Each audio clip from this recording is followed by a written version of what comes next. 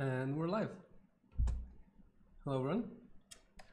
Today is the first day we're going to do the Tour de Core Gutenberg edition streaming. And as you can see, we have a couple of goals for today. They're fairly simple. I think we'll hit them all today. And yeah, let's talk about what we're doing today. So as we can see, the first thing I want to talk to you about today is what the stream series is going to be about. And the name is Tour de Core, the main name, and this particular string of series will be called the Gutenberg edition. In it, I'm going to take a deep dive into Gutenberg, the new editing experience for WordPress.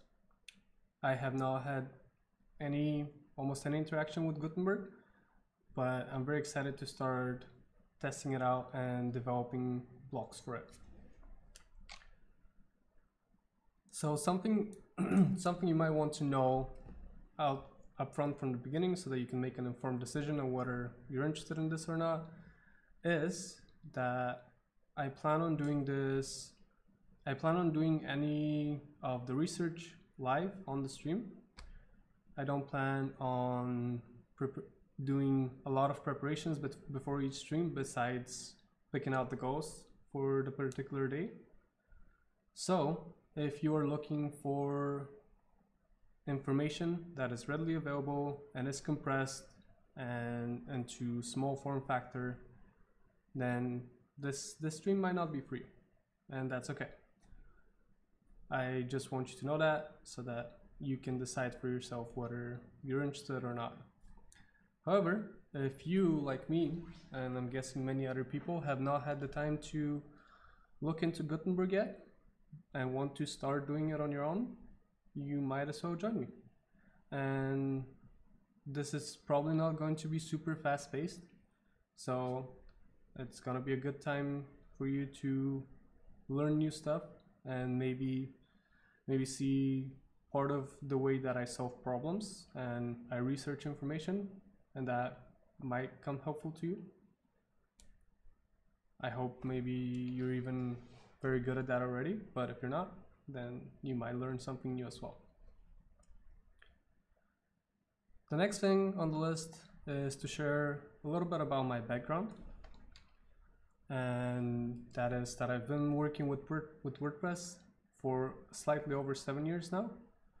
I started back in the day of WordPress 3.0, and I have made a significant amount of custom WordPress websites, and I have at least in my opinion, I have very extensive knowledge of what WordPress core does and how it works. And for the things that I usually don't understand when I stumble across them, the first place that I go into is to take a look at WordPress's source code and try and just read through that and understand what is going on. And that is also another reason why this series is called Tour de Core, because I plan on showing you exactly how I research information within WordPress itself without necessarily having to Google it or relying on Stack Overflow answers, which is also a great source for learning, don't get me wrong, but I want to show you how you can read through WordPress's source code, follow along the execution, and learn more in the process. With that out of the way, we are going to move on to a pretty major part of today's stream, which is to look for helpful resources about Gutenberg. Like I said, I haven't done almost no research so far, and so there's gonna be a fair bit of researching on the stream. Let's go. So the first thing I want to look up is the official documentation for Gutenberg and Gutenberg development.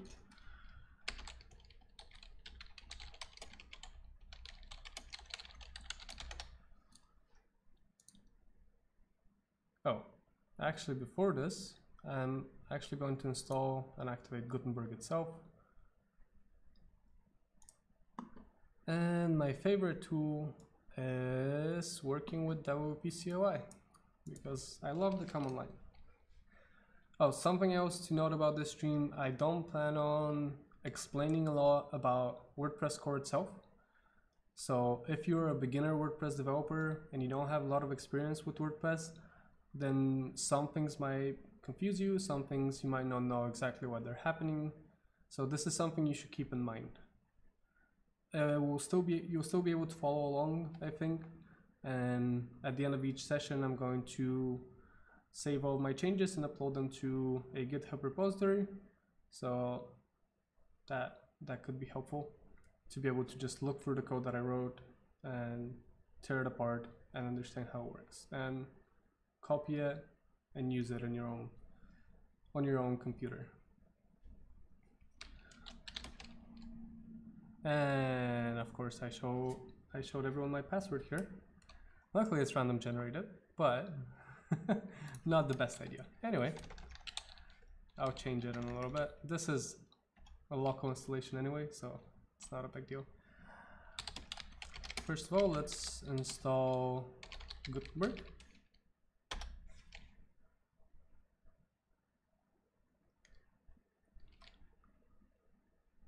And then let's activate Gutenberg. Okay, we're all good. Now let's take a look at the backend. Go to the posts and edit. And here we have Gutenberg. Sweet. So what I understand, and this confirms it, is that initially when you install Gutenberg for the first time, you are not going to see, you're not going to have all of your content broken down into individual blocks. So you have just one, pretty much the standard TinyMC that we're used to, that will have all of your content. And from there you can actually convert it to reusable block, convert to blocks. And as we can see, Gutenberg has now transformed all of my individual paragraphs into individual Gutenberg blocks that are just text blocks. So not super helpful, but it's nice. Okay, let's go back to researching. So ideally I want to first find any official documentation. I am going to look into the GitHub pages on Gutenberg and see what we can find. Okay, so we are at a good place. Development hub for the editor focus and core. They give us a little bit of information for the reading, editor technical overview. So that sounds useful. How blocks work, definitely want to learn about that. Post grammar parser. This, I feel like I might not necessarily need this, at least in the beginning, but it's good to skim over it and find the useful bits of information from there. Okay. And then they give us a little bit of more information, which I personally will not read it, at least right now, because it's just, I would say fluff. It's useful, but not for me in this context. Okay.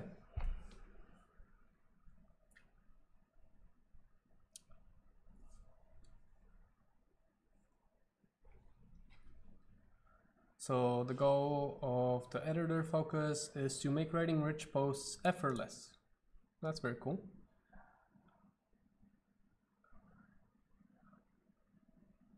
Okay, so this is an intro, shape of the data, portable text.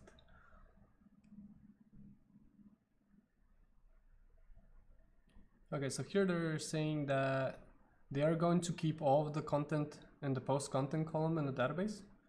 I remember some time ago I was reading about people giving different ideas on how to form the structure around blocks, and that post content is probably not the best place for it. But WordPress is set on backwards compatibility, which is a great thing, I think. That's why they're so big. Yeah, and so they explain the decision and why they're keeping the information in the post content column.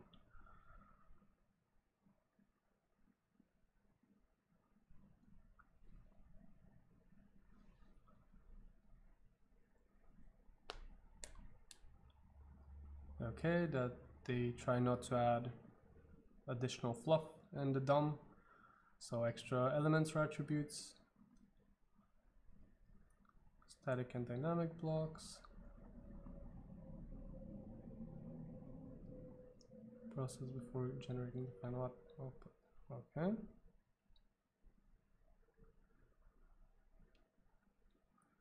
Naturally or text and images. Depends on the use case, but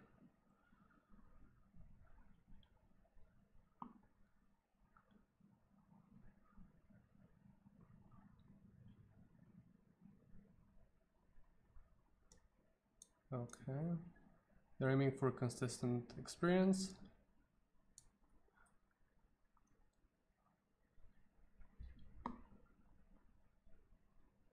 Okay.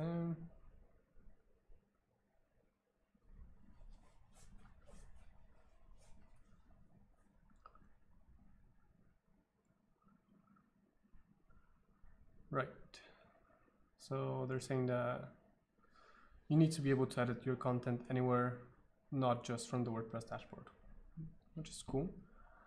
I'm not sure about losing the blocks functionality when you're not on the WordPress dashboard, but we'll see how this develops further.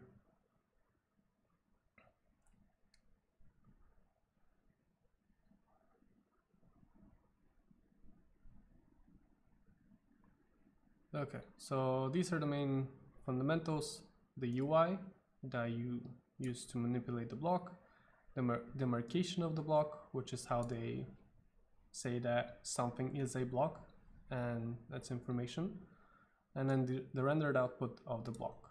So this is what will show on the front end of your site.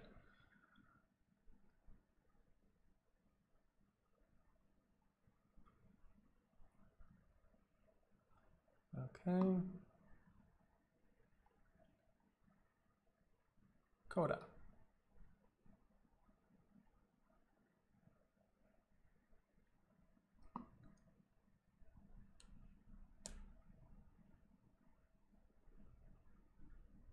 Okay. And yeah, something I didn't notice until right now is that this is quite old. It's almost a year old now. Wow. Yeah, that's pretty impressive. Okay, so this was what the outline that they wrote when they were pretty much picking up the project and starting to work on it.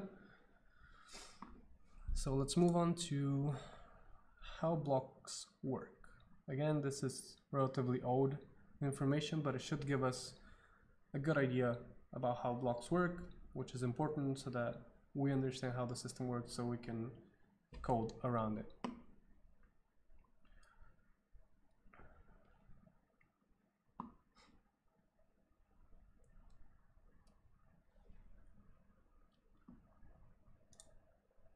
Okay, so we have, that's an abstract preview, as it says. We have the visual editor, we have editing, interface can be specific to each block. Okay, inserting and updating block, which gets saved to the post state, and then we have the block in particular with the block API. From the post state, we serialize. So they serialize all the blocks, post data to be saved, and they save it into post content. And from the save post in order to get back to the post state, which in turn goes back to the visual editor. They parse the HTML comments. Yeah, that's something if you don't know. So they decided to use HTML comments as the demarcation of each block, which is an interesting approach. I definitely probably wouldn't have thought about it. So they parse based on the HTML comments and the blocks attributes, or we get the blocks attributes out of the comments. Okay.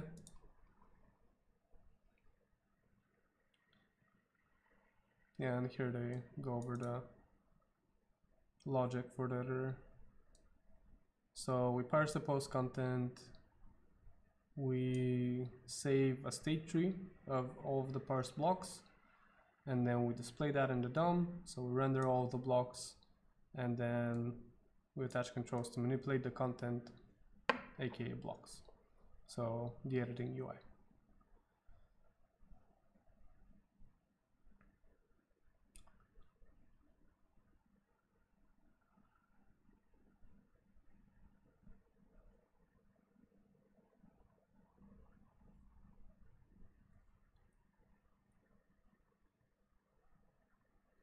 Right.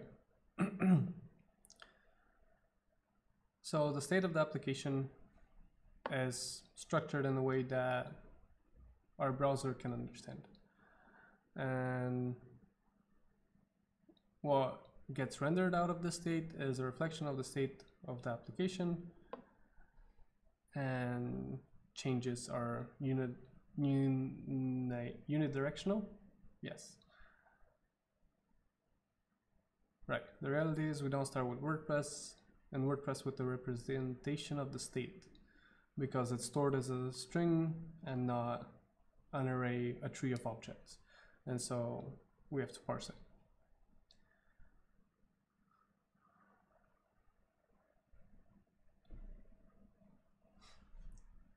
Yes, so the idea is to just improve the representation of the post so that we can edit more easily and be more flexible in what we can do.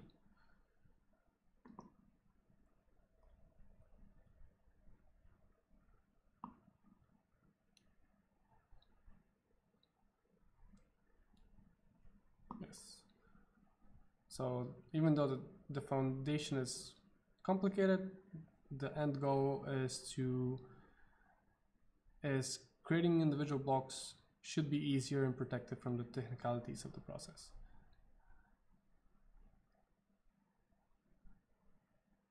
Each block gets rendered by a visual block component, which takes care of event handlers and renders everything.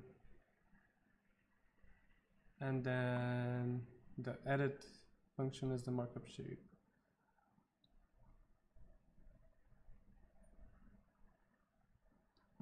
I glance at some of the existing blocks we have so far. Okay.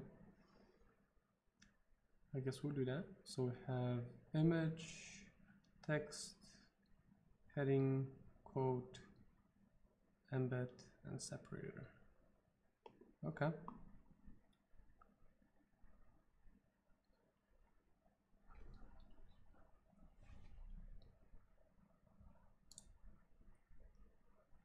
Okay, so now we're finally into the code.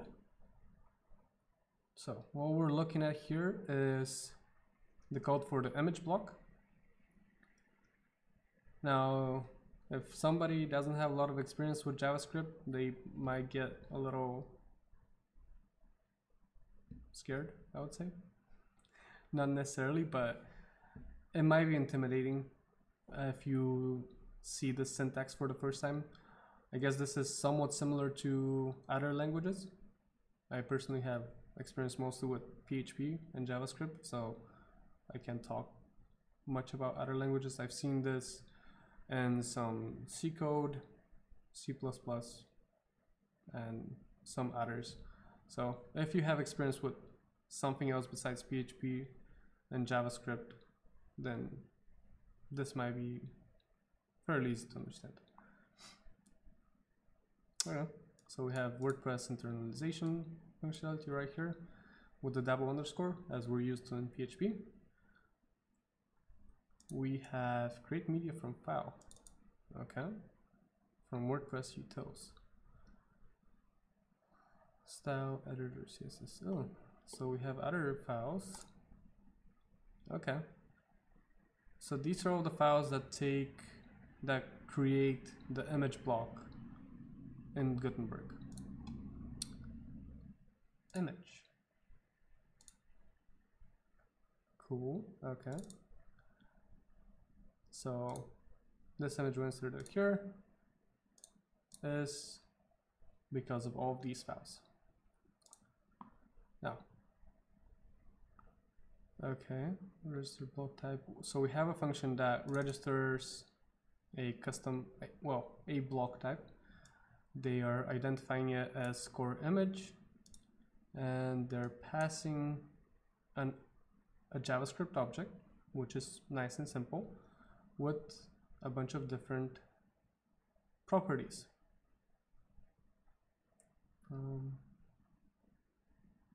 Okay.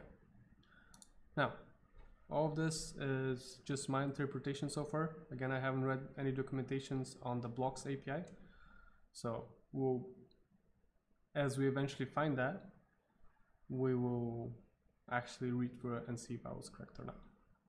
Oh, and another disclaimer here. Obviously, as I'm just starting with Gutenberg development, I'm not an expert on it at all.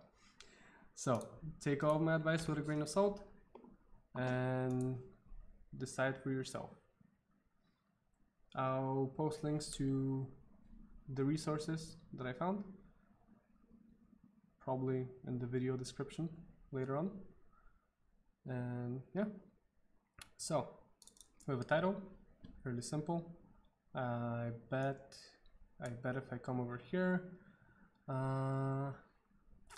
okay, so we can add new blocks, and here we have image. So our title is image. This is where it's used. Well, anywhere where this block is referenced. So here and here where we're actually picking which block to insert. Then we have an icon. Should be fairly self-explanatory. Category. Okay, so this is our category. So we have common blocks, we have formatting blocks, and we have layout blocks. And widgets. And widgets are separate, I believe. But again, not sure. Okay, so this is our category. Keywords. Keyword seems to be an array of one or more keywords that would allow you to find this component, this block, I'm sorry. So as you can see, if we type photo, we find the image. If we type image, we find the image again because its name is image. So when you search up here, it searches in the title and in the keywords. Attributes. Attributes is an object that I believe describes what our blocks will have as parameters. Not 100% sure again. Or maybe it describes what attributes the block itself supports. Not necessarily has to have a UI for it. We'll see. Okay, so URL, out, caption, href, ID, and all of that stuff. Okay, now the more interesting thing, transforms. Another object. There's lots of objects here, obviously. From, that's all we have. Okay, so from is an array that has more objects in it.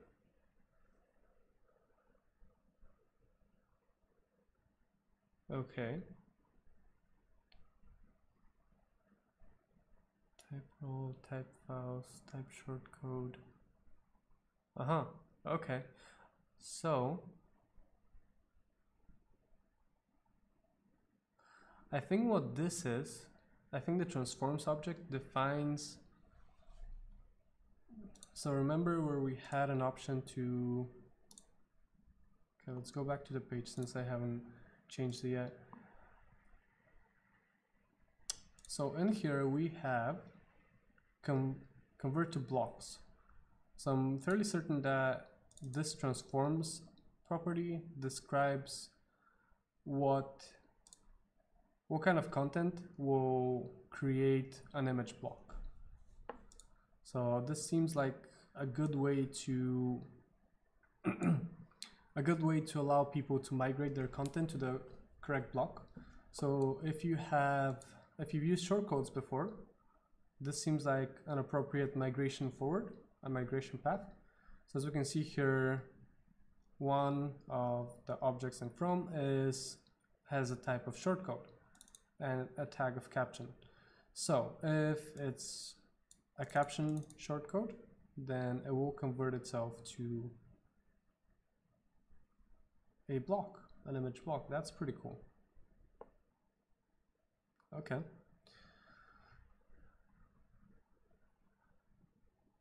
Get edit wrapper props. Something else here for people that are not yet familiar with the ES5 standard. I might lie to you here. I'm not exactly sure which standard this is part of, but when you define a function this way, it's basically the same as calling this the property and then having a colon function and then so on. So basically this says define a property of get edit wrapper props, that is a function, and then the rest is kind of standard.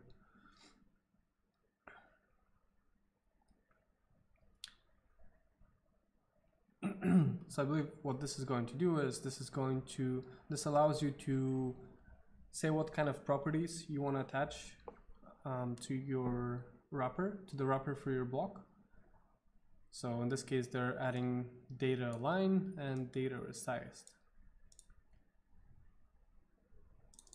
Edit image block. Okay. Import image block from block. So edit, I believe, is going to be, when we're going to look into it, probably a function, but this is what should render the UI for the image block. And then on save, we have a callback for when the block is saved, and it accepts attributes, an attributes parameter, and that contains all of your attributes. So, right, all of this stuff that we defined right here is what the save function expects to receive. And it just returns, the HTML for our block. This is another part. If you haven't used React yet, or any of the other JavaScript libraries which use JSX, which is a subset of JavaScript, superset. I think it's a superset of JavaScript. But basically, you write something that is similar to HTML inside of your JavaScript code, and then there's tools available that convert this to actual plain JavaScript, and we'll see that in a second in the compiled. I assume there's going to be a compiled JavaScript. Well, maybe not. Okay, so maybe they compile it somewhere else, but let's see.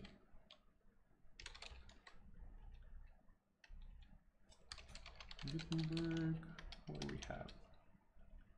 Blocks, build. Nope. Okay, so this just, it comes with a single the build compiled file. Yeah. Okay. We're not gonna look for the compiled source code of the image block. Now the other fun thing. Okay. Image block. And so we see image block here. We find it up at the top. Import image block from the current directory /block. So this is this file, block.js. Again, we have a bunch of imports which let you, wow, we have a lot of imports here. Fun. This is it's gonna be challenging learning all this stuff. Okay, let's see. So image block is a class which extends component, and which comes from WordPress. Okay.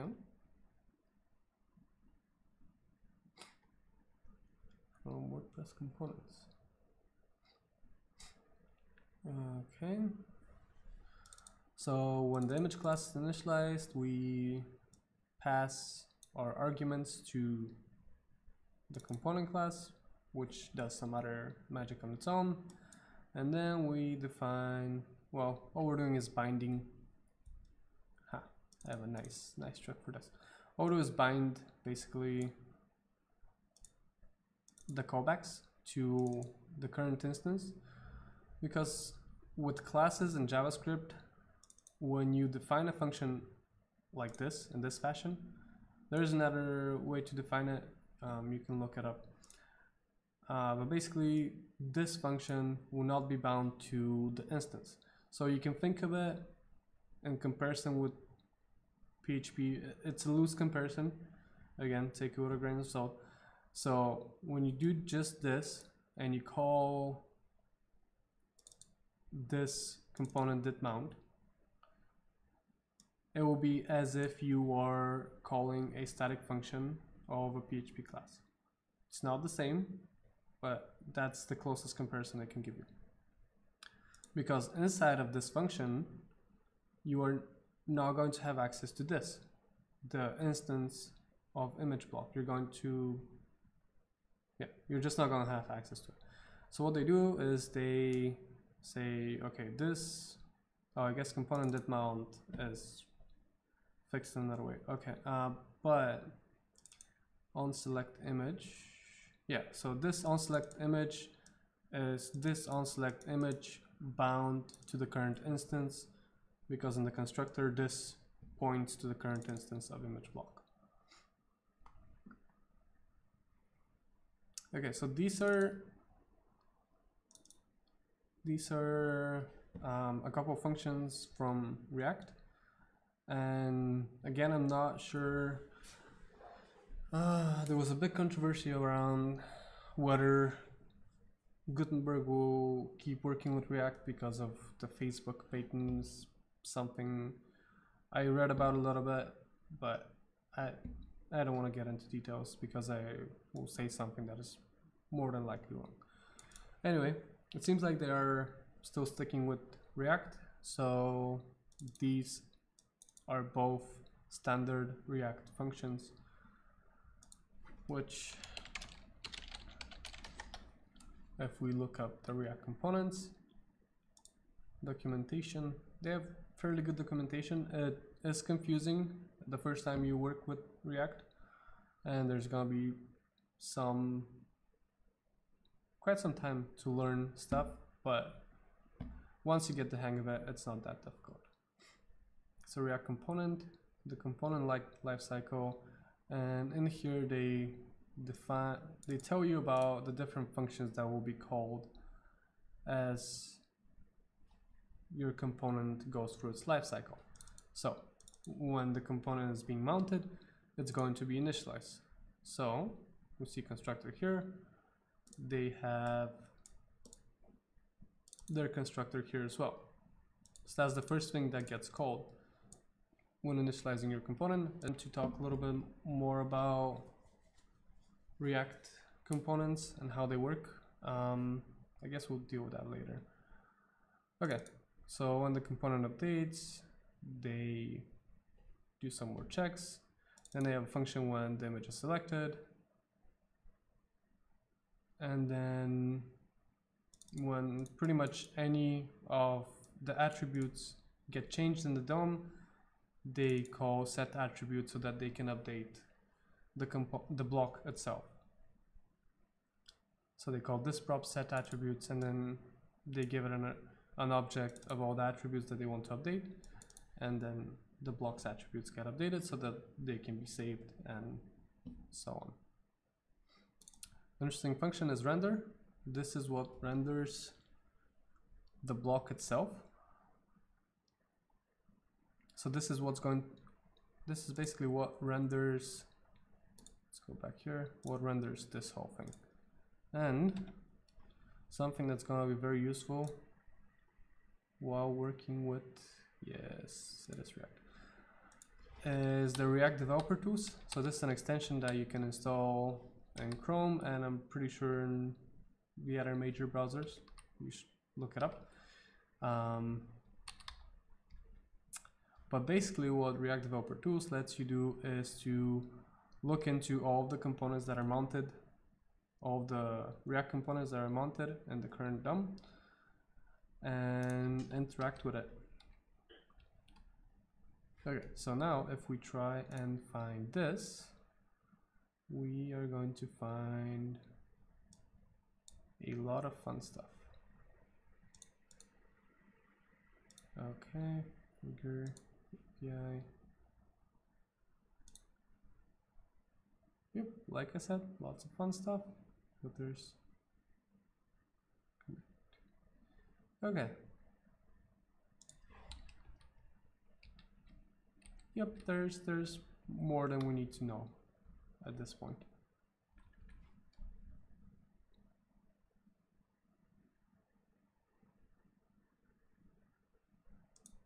Okay, we'll get back to this later.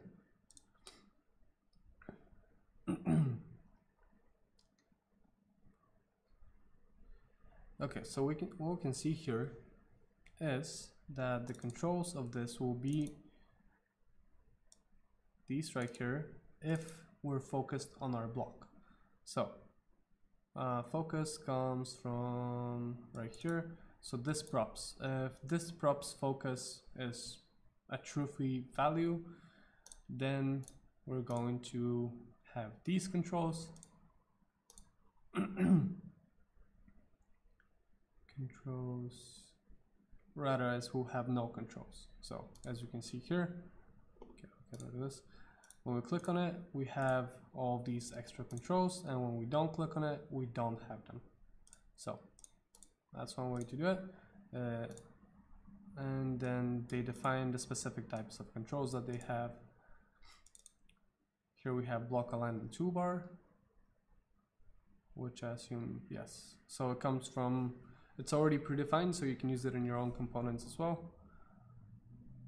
And then we have a toolbar. Where's that toolbar? So this is the toolbar.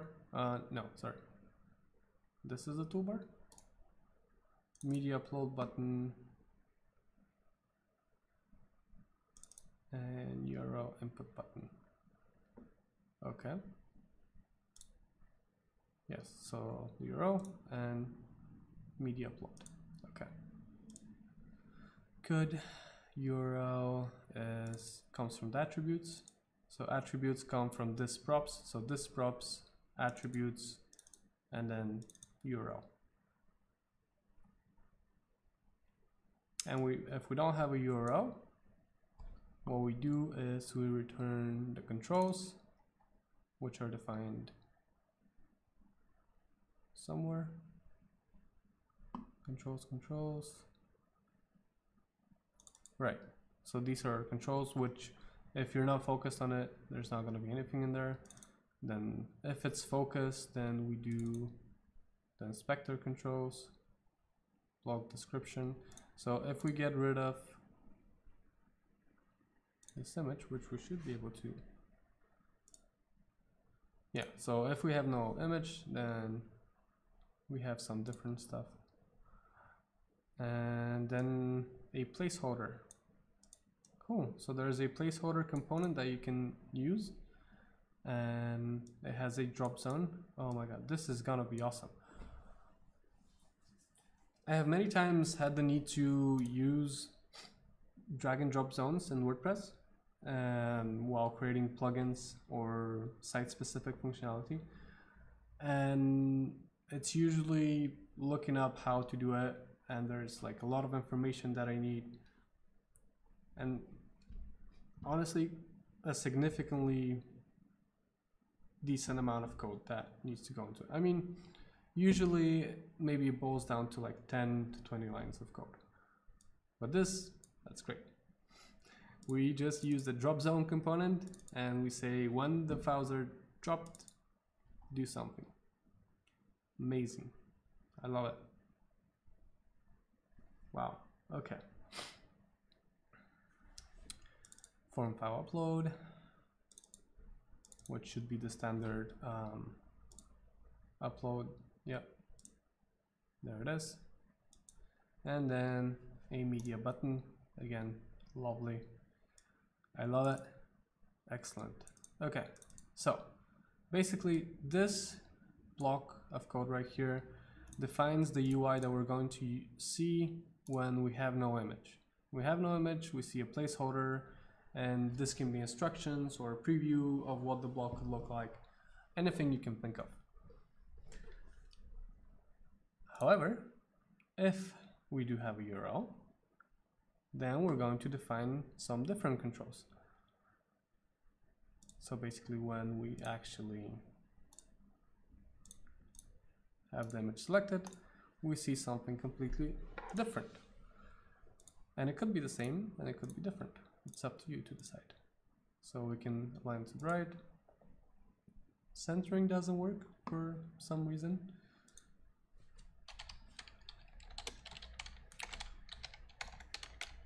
And we have a caption. Cool stuff. Okay. Oh, so center is more like not actually center, it's just taking up the whole thing. Okay, interesting. Yeah, and so they just define different controls here. Okay, and exports again, default, compose. Oh, okay. Right.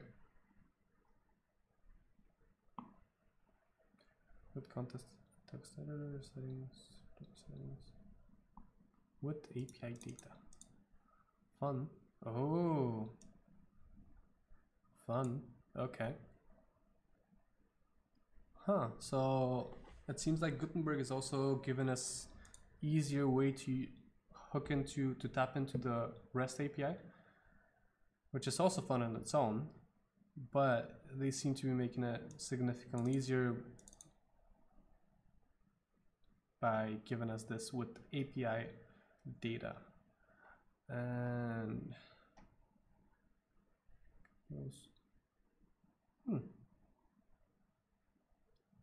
and then image pool. Interesting. Okay, let's keep on reading. See what else we have. Oh, the post grammar.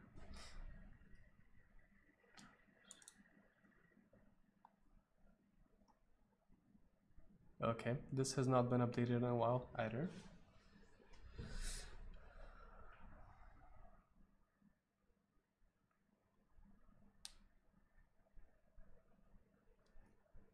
Okay, so this might be too much out of scope. WordPress posts and associate parser. Oh, okay, that is fun though. That is nice. Okay. Okay, so we have an example of what our post content would look like. That's pretty sweet. Okay, so as we can see here, we talked about it before. Comments, HTML comments, genius way.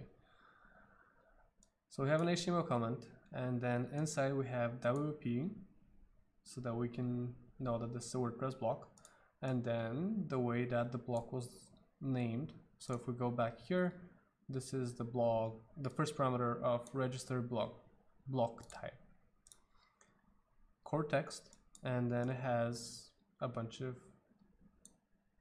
then it has attributes, and then specific data, or data is part of the attributes. Huh. Okay, interesting. And can scroll this, really? Why? Okay, let me fix that real quick. I don't like it. Yeah, but it's not letting me scroll.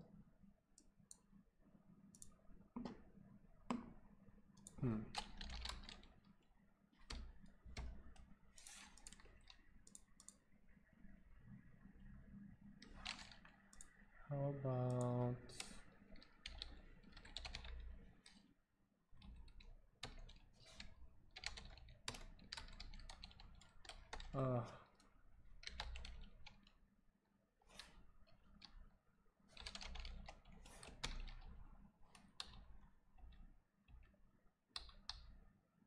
okay, that's a little better, so that I can actually see what's going on. Okay, so this on the left is what's inside of post content, and then this on the right is what gets sent to Gutenberg to initialize the editor and all of that stuff. And as we can see, it's an array that has one or more blocks defined inside of it. Now I can scroll this way. Are you kidding me? How about full scroll? Okay. Okay, that's better. It has raw content, type, value, all that stuff. Type the OP block. Okay, so that's fun to know. Now let's keep digging for information. So let me just write down real quick. Paragraph.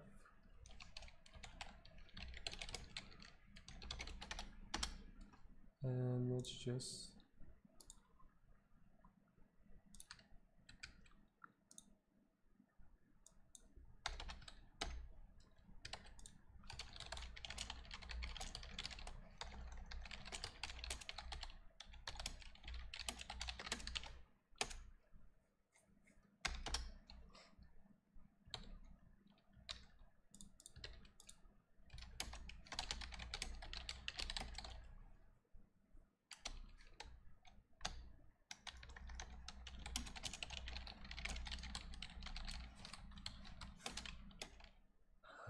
that was nice. Okay. And what do they call it? Post state. Post state.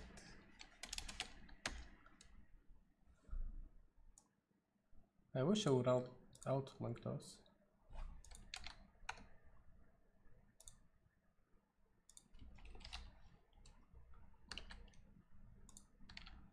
Maybe it does somehow and I just don't know.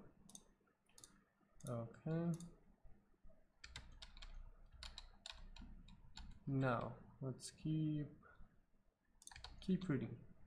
This was not the one I really wanted to read. Okay. WordPress Gutenberg developing blocks.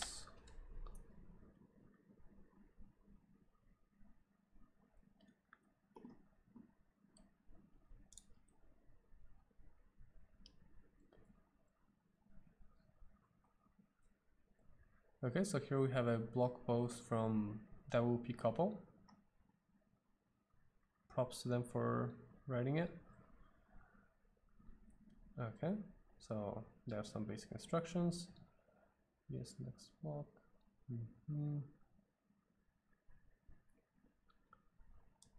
Oh, Gutenberg boilerplate plugin. Okay, that's cool. So we'll download this. Okay.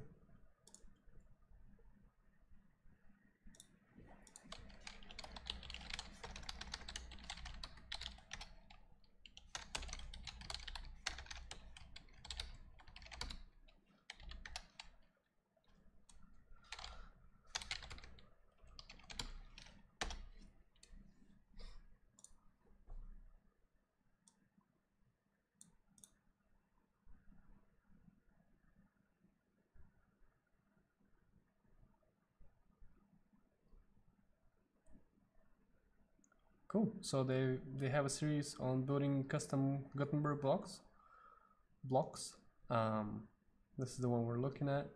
Well, build a custom Gutenberg block. Okay. So that might be a very helpful resource. It seems like they have built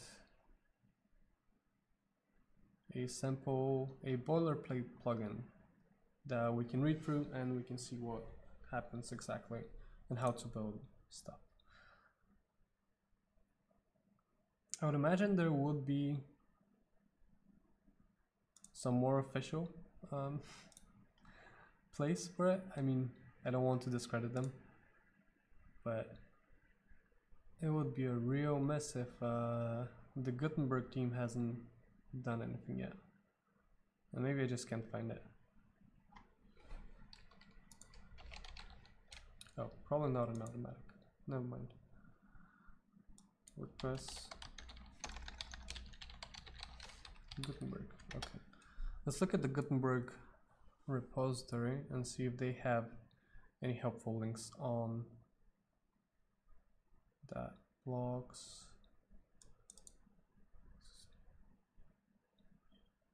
So they have FAQ, stages of Gutenberg rendering.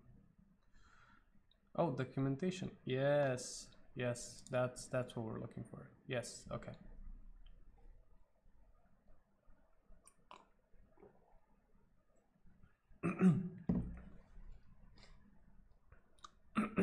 The language of Gutenberg.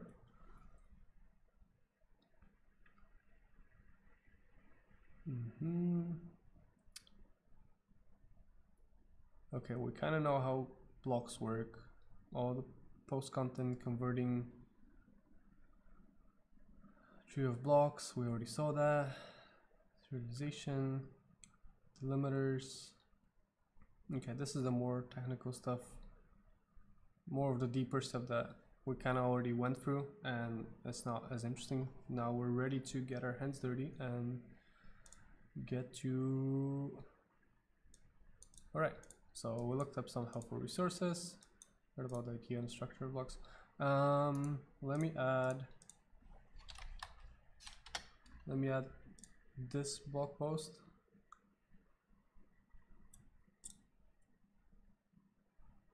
Wait, so that's okay.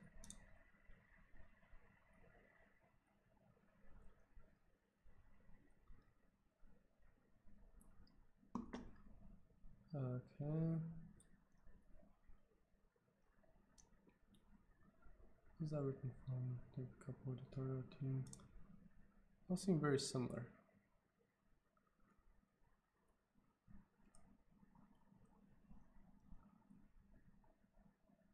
Okay. Right, I did read this blog post some time ago as well. So I'm going to link to Ahmad's post about it. He has expressed a lot of concerns, a lot of positives he sees about it, and it's a good read when you have a moment. So let's add that in there too.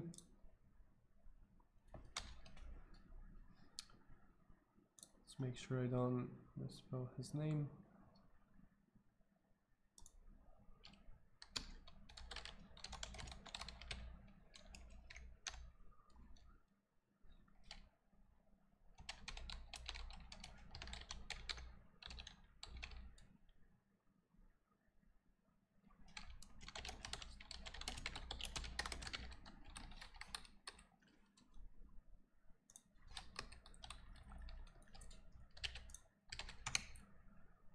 Okay, and then the handbook.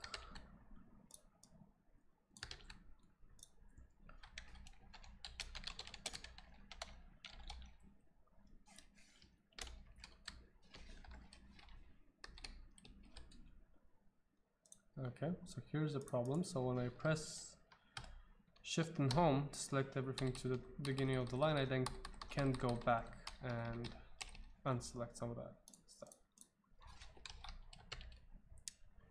I need to see if there's an issue about it already.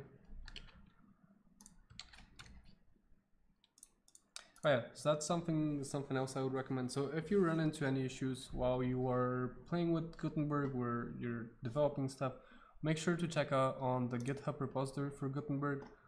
There's lots of issues already filed. I imagine the team are having quite a blast going through them all. So go take a look, see if the issue that you're experiencing is already there. If it's not, then add a new issue. And yeah, let's try and make Gutenberg great. And yeah, and if you have the free time, then maybe even look into fixing that issue. If you don't have the free time, then reporting it is very helpful as well.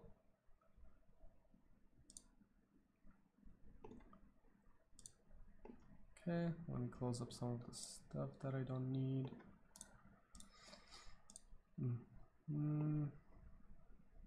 Gutenberg handbook. Okay, let's get back to reading. Right.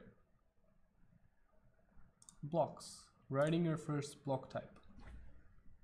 This is what we need. Yes. I guess this is gonna be helpful too, but we'll get to it in a little bit. So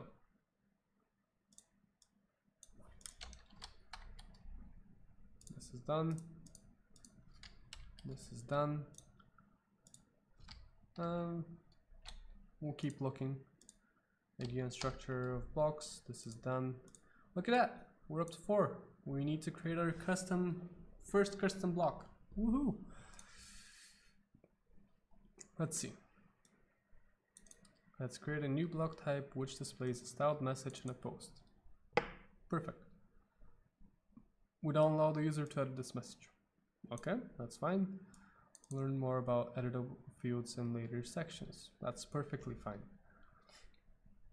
Enqueuing block scripts. To use enqueue block editor assets. Have your scripts included in the editor. Okay, that makes sense. Targeting editor scripts and styles. Okay, so if you use WordPress, you should be very familiar with this. We basically just changed the WP enqueue scripts action to enqueue block editor assets, and then we enqueue our scripts and styles, and everything is perfect. Okay, first off though, let's go in here and use my favorite WP CLI. And if I can only remember, scaffold, plugin, prompt. Oh, just prompt. Slug. Door decor, Gutenberg. Okay. Plugin name. Door decor, Gutenberg edition. Yes, if you I just recently, like maybe a month or so ago, found this command. The OP scaffold lets you kind of create starting points for various things, including themes, plugins. On Twitter just yesterday I read blocks too, which is awesome. We'll look into that at some point as well. And yeah, and when you use the prompt flag, it just asks you all the questions, so you don't have to remember all of them. Plugin description.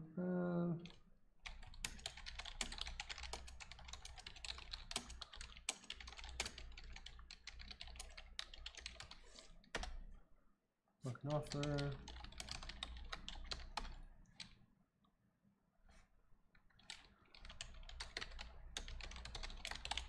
Okay, skip tests. We'll skip the tests for now.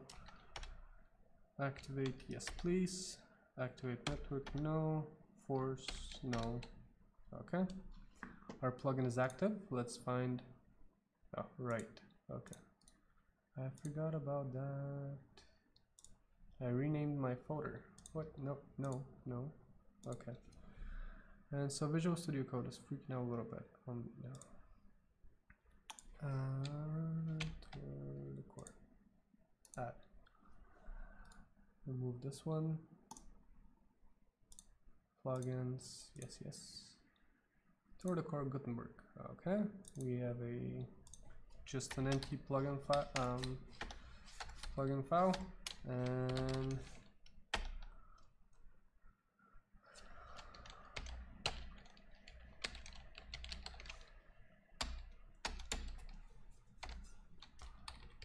and of course I have not fixed my snippets since migrating from Sublime Text. Anyway, add filters, add actions. Okay, this is just a really basic template that I use for simple plugins. The important part is we need to add action in queue blocks. Okay. The two script dependencies. Okay, so I'm going to create an assets folder, and then I'm going to create JS and CSS, and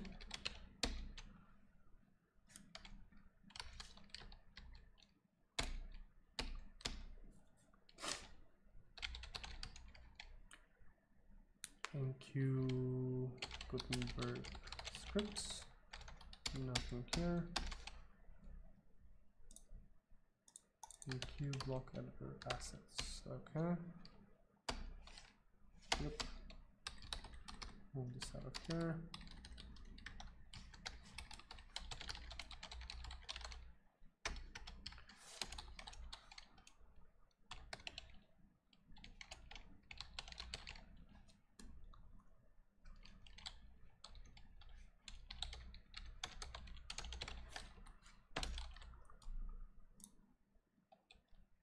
Plugins URL.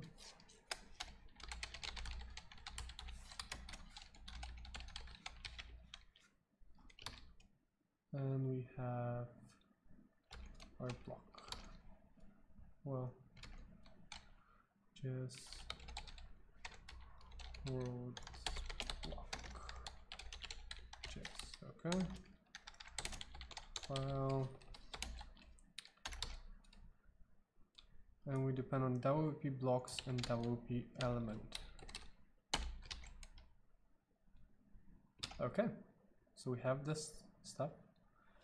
Registering the block. With script and queue, let's look at the implementation of the block itself. Yes, next, ES5. Okay.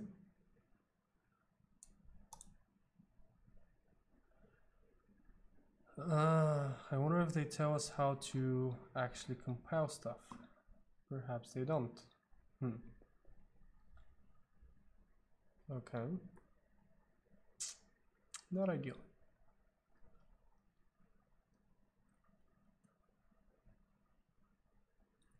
Okay, well, I am used to writing in this fashion, and so what I'm going to do is set up real quick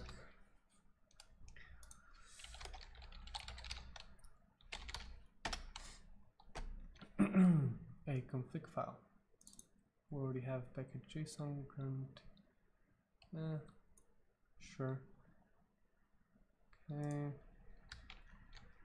And I'm going to look up real quick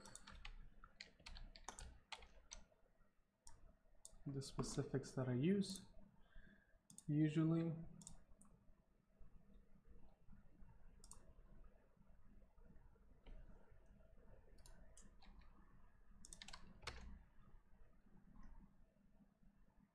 And you'll be able to see them as well, of course.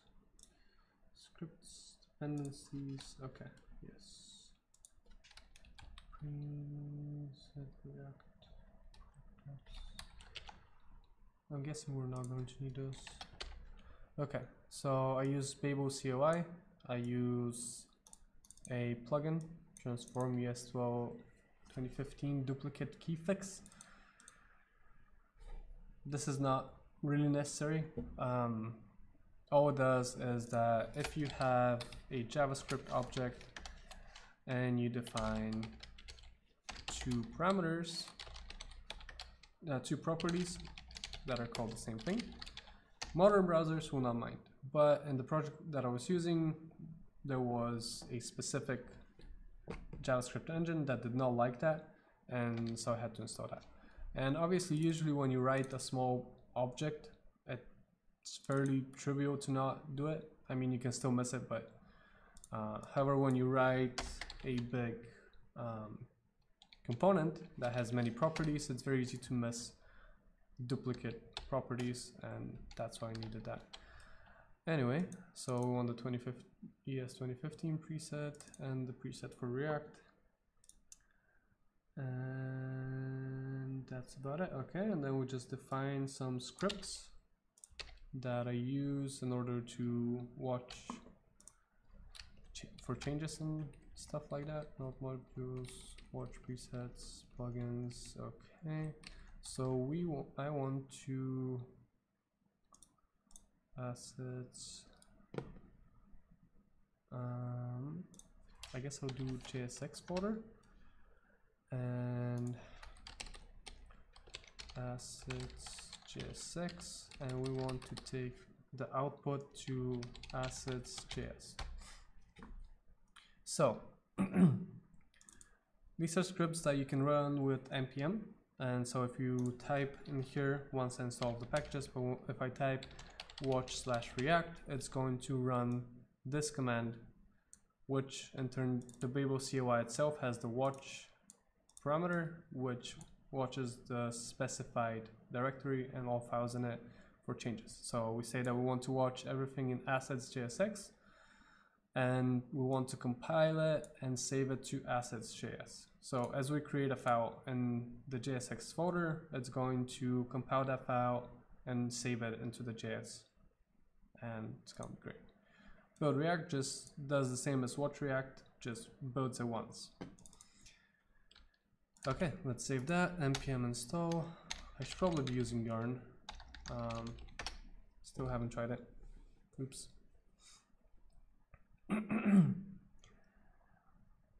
Okay, and in here, what do we call this? Hello world block.js. So I'm going to create a new file in my JSX folder, which is hello world JSX. And okay, installed. And now I'm going to just run just content plugins, npm run watch react. And as we can see, I found that we have assets.jsx hello world block.jsx, and it converted it to assets.js hello world block.js. Currently, if we open the other one, obviously it just has a use strict, so not much. Okay, and let's grab the demo code and put it in here. I want tabs. Okay, and save it. And as we can see, I saw the change and it compiled it again. So now if we look at this, so the big difference, now this might be a problem because this is looking for React, whereas they are actually using element. Just OP element, create element.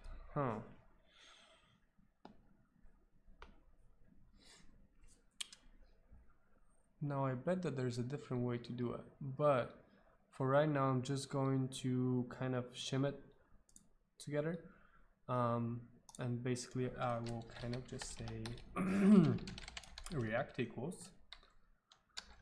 It's a bad way, don't do it in production, please. I'm literally just shimming this together for the sake of it working. Create element, okay. Okay, so React is, okay, let's find that as constant. Create element is the OP element, create element. Again, disclaimer, don't do it. I wasn't the one who told you to do that. I really just want to get this to work. So, React, create element, the OP element, create element. And then we're kind of doing what we would usually do. So it's good.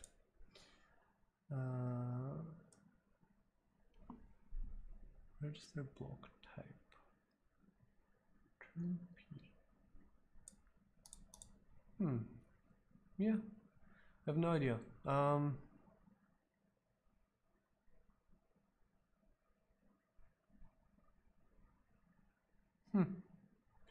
I'm sure they say it somewhere about how you can compile this into that, but eventually I'll get to the bottom of it and it will not be like this.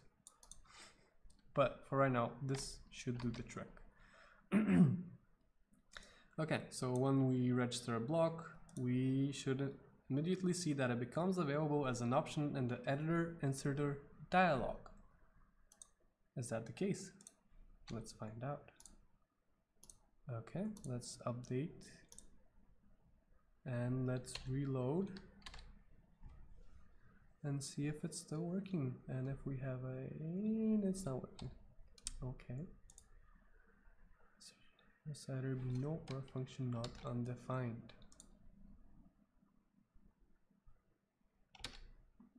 Huh.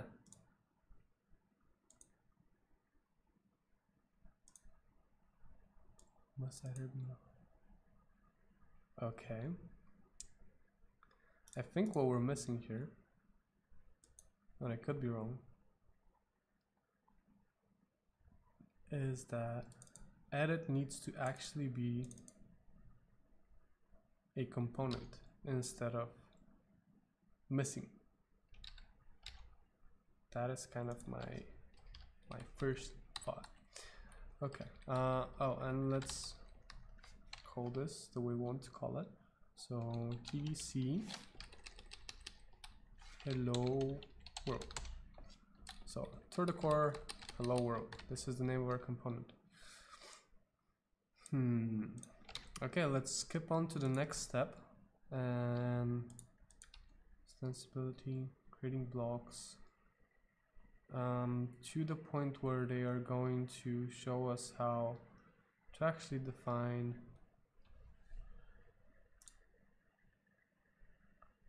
block type, planning, style sheets, block controls. Okay, meta boxes.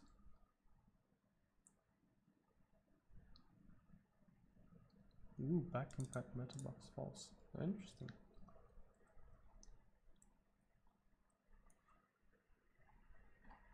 That is not what I was looking for, but okay. Use plus average blocks. Toolbars and inspector. Yes, next. Edit. Okay, yes, there we go.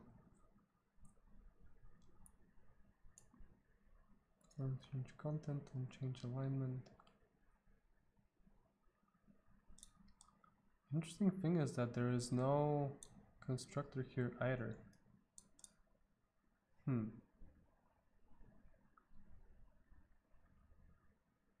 So I have a feeling that this might be a little bit out of date. It could be just me doing something wrong, of course. But I have a feeling that this might not be the case. We're still getting the same error. Yes, we are. Huh. Okay. So let's go back a little bit to our original thing and looking at the image edit. Oh, edit is a function here, really? Yeah, we don't, that's, no. Okay. So let's do what they're doing, kind of, and block.js. Okay, I might have to go read about how they're compiling their own things. And I'm guessing their package JSON is a good starting point. Dependencies, okay, You probably don't need all of those dependencies though. Auto prefixer, okay, Babel core, Babel Yeslin, JS. That's a lot of dependencies that they have, okay. Traverse. Transform object. Yes, good. React.js6. Okay. Scripts, pre-built, built. Oh, they're using Webpack. Oh. I have an allergy to Webpack. That is not my favorite build tool for sure. But it is what it is. Okay, so what does Webpack do?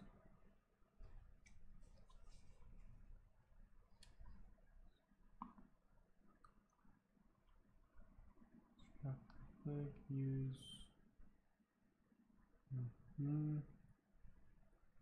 Externals, okay. Entry, output, externals, resolve, module, plugins. CSS plugin.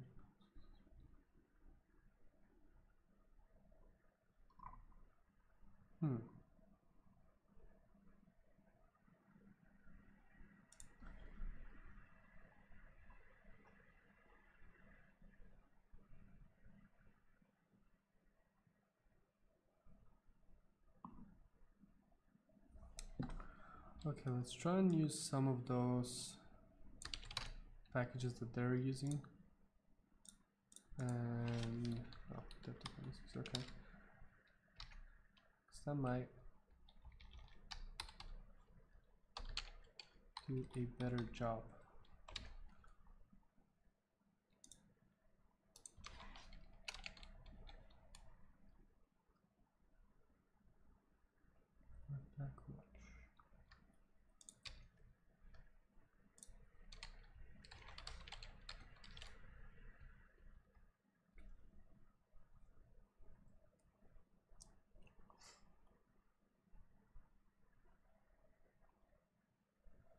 Water, okay.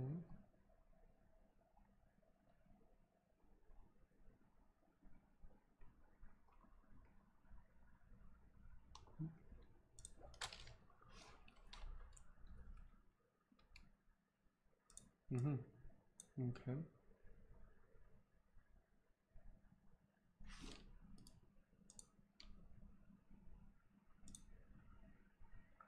So that's a Webpack plugin for people.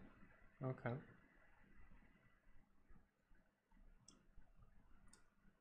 Using people in Webpack.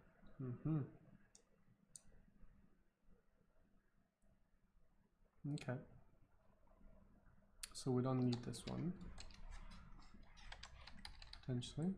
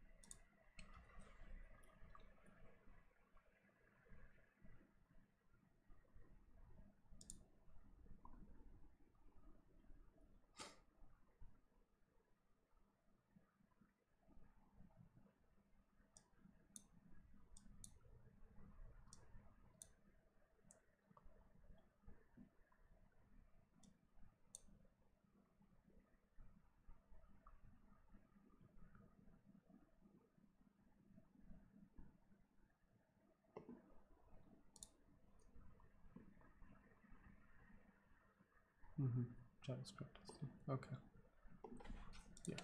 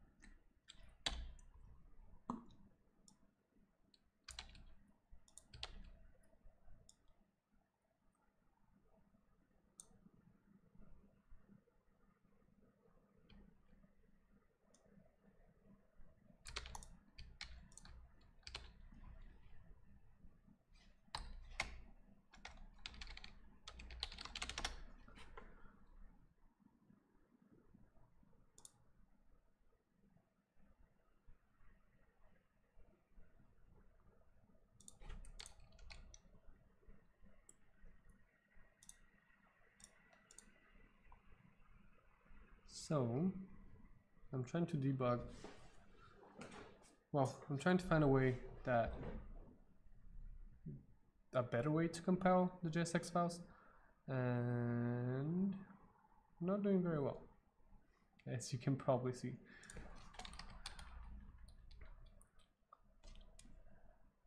I'm not 100% sure if the order in which these are specified matters.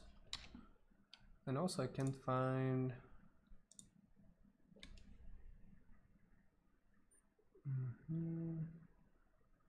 lint build.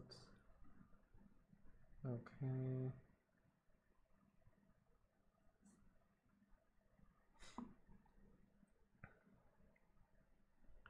So they're all running it from Webpack.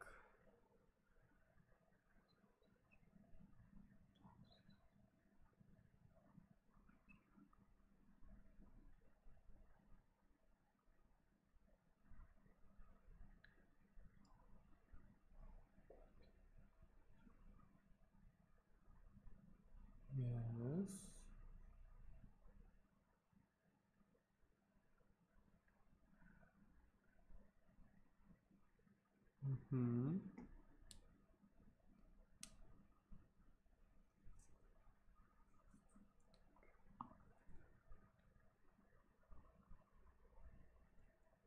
Okay. Package names, output result output. Use paper loader. Do we have paper? Okay. Yes we do. Okay. Environment modules, plugins, transform object. Aha.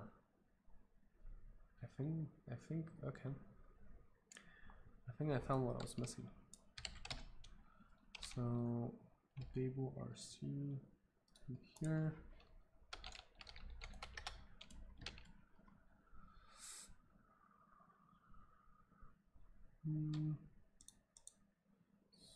Environment modules false.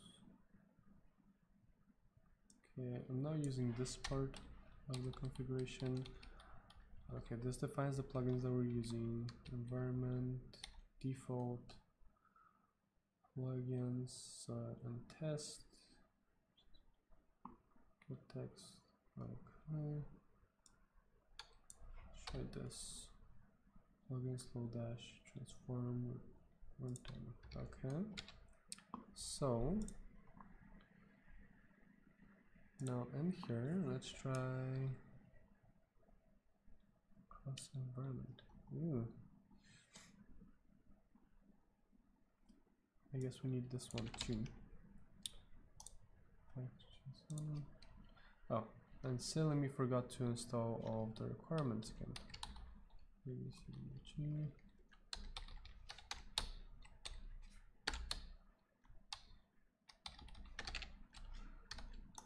So npm install. Oof. This is going past the 1 hour mark I was hoping for. But that's what happens. Learning is fun. Okay, so how about we try to simplify things now? So we're using cross environment, Babel environment as default, and then just running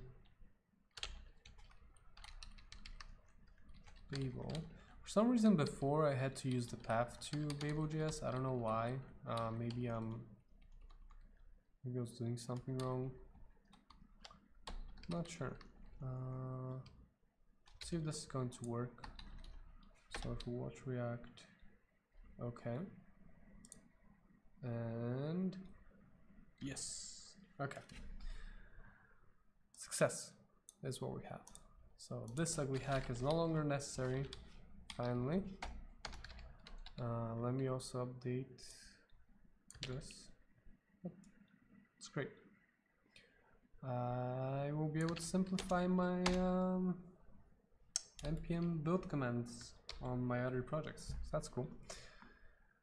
Okay, now back to writing code. which is, well, we're here after all.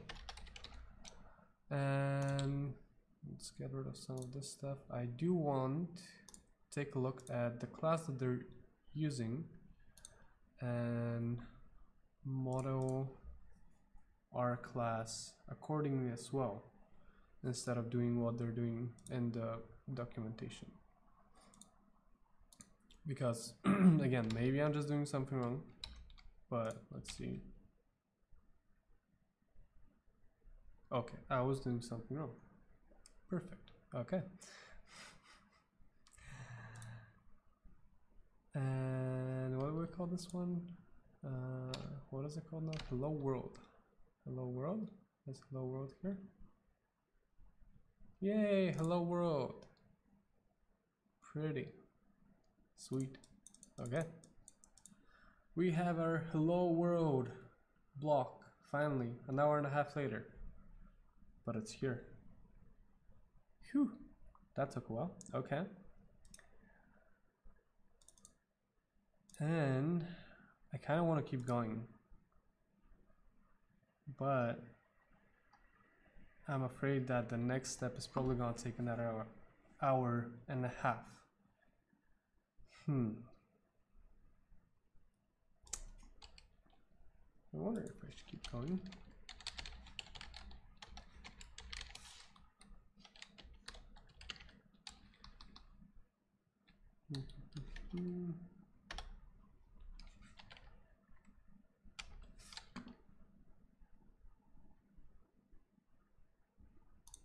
Okay.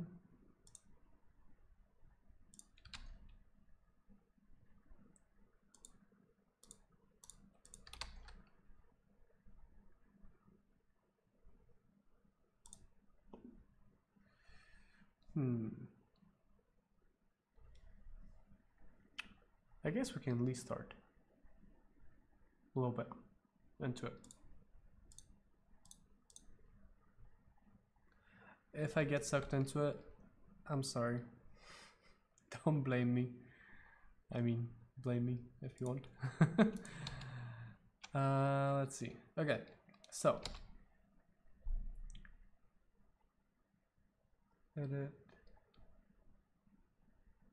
I kind of want to use this stuff instead of using the other stuff, but at the same time they're using imports which I don't think are going to be available to me in the JSX that I am writing. So how in the world? Okay, so editable block controls. Okay, so it seems like they're importing everything from WP blocks. So I believe that this element, okay, so this should probably all come. Where's alignment? Internal dependencies. Okay, so this is coming from the blocks. You know what? Let's see what we have here. So we have blocks. Okay. No, blocks. I want to look at the blocks.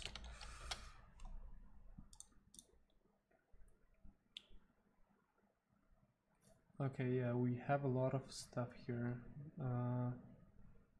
Get block type, parse, it's reusable blocks, serialize. Okay. So media upload button. Okay, so this is the stuff that they're using in here. So anything that they use here is part of WP blocks. Well, sorry, the stuff that has this relative path. What about what else do they have? PI request background components. What do we have in components? API provider autocomplete. Okay. So WP components corresponds to this stuff. So anything that they import from at WordPress / components will be for us in WP.components. And then WordPress utils. So I'm guessing then it will be WordPress.utils and WordPress.element. if they're following the same convention. I mean that would be, sorry, utils. Yeah, I think so. Create blob URL, get blob by URL. Yes, okay. Then we're wp.element, wp.internalization. Okay. Element. Okay. And then wp.internalization. Yes. Okay. Sweet. Sweet, sweet, sweet. Okay. And this takes one.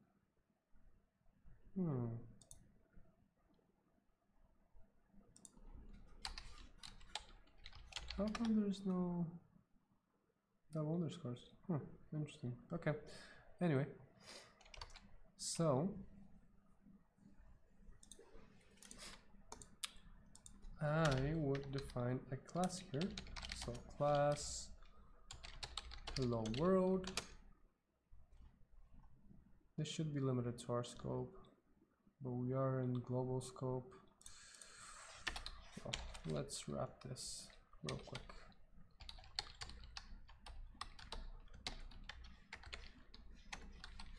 And let's use strict. Technically we don't need jQuery here, but I guess let's get rid of it since we're not using it. Okay, class hello world extends, and they're saying that their class extends component, which comes from WordPress.element. So wp.element.component. Component. Okay, and to make our lives easier, we can do what they're doing as well. So we define a constant component equals wp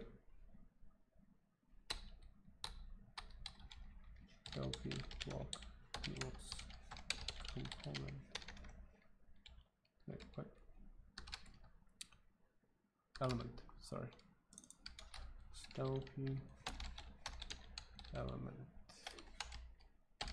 component. Okay, yeah. So equals wp.element, and this will basically define a variable, and within our scope, within our function scope, called component, which will inherit from wp element component. Very nice syntactical sugar. So basically, instead of writing component equals wp element component, you write this, which, you know, if it's just one, it's not a big deal, but as we see right here, if you have a lot, then it's nicer for sure. Okay, so we have our component, and our custom component will extend this component. So constructor. The other thing I saw down at the bottom here is export default compose with context editor settings. So I'm guessing compose kind of mixes together. In React, there used to be mixins, which I think they no longer have. I guess I could be completely wrong, but the way I see mixins is as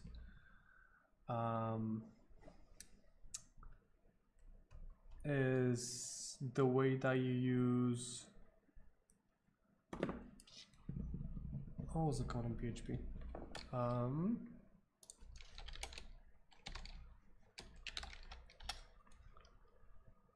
Namespaces, classes, nope. Yes, I'm sure you already know about what I'm talking about.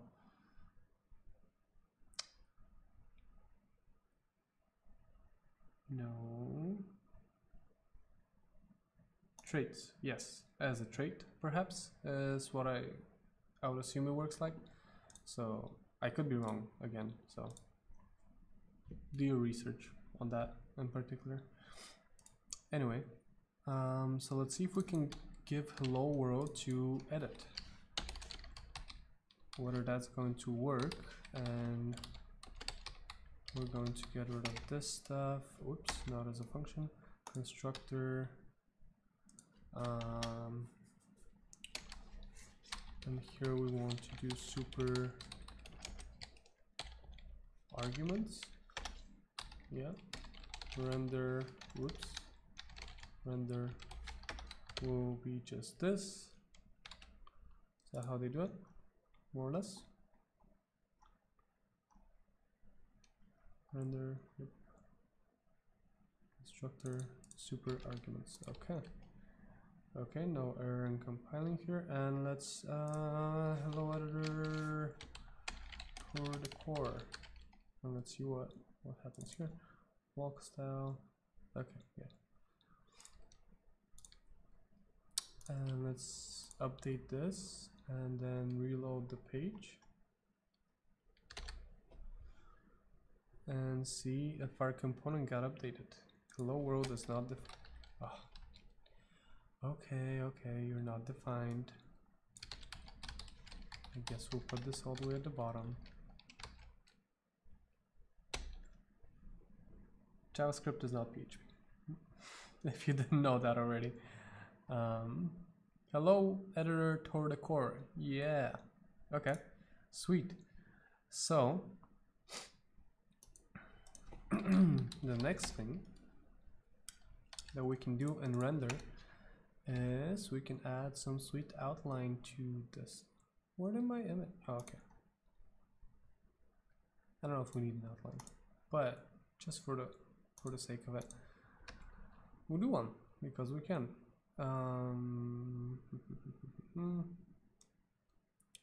Fun. Block controls. So we need block controls from the blocks. Okay.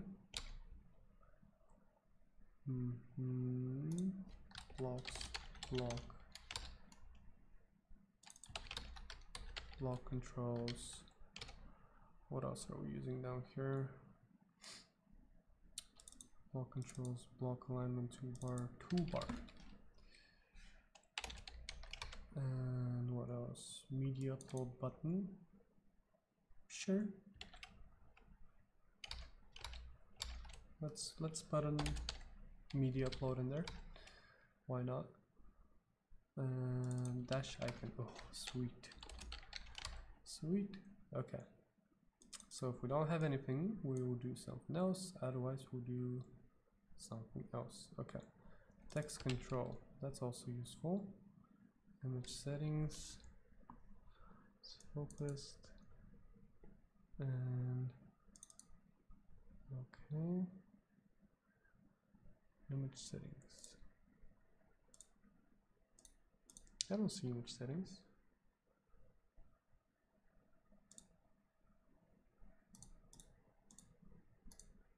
Transform into gallery. Cool. Is that only when we don't know? It's focused. Inspector controls. Oh. Right. I totally forgot about that. Okay. I was expecting the UI to show up here. Silly me. Actually, you edit your UI for editing your block is right here on the right. Yeah, again, totally silly of me. Completely forgot about it. But that's it. So yeah, this is what renders. This is what renders when. Okay, so they're doing if there's nothing in there, otherwise they're doing this. Okay, so we need to return an array of things. Okay, we can do that.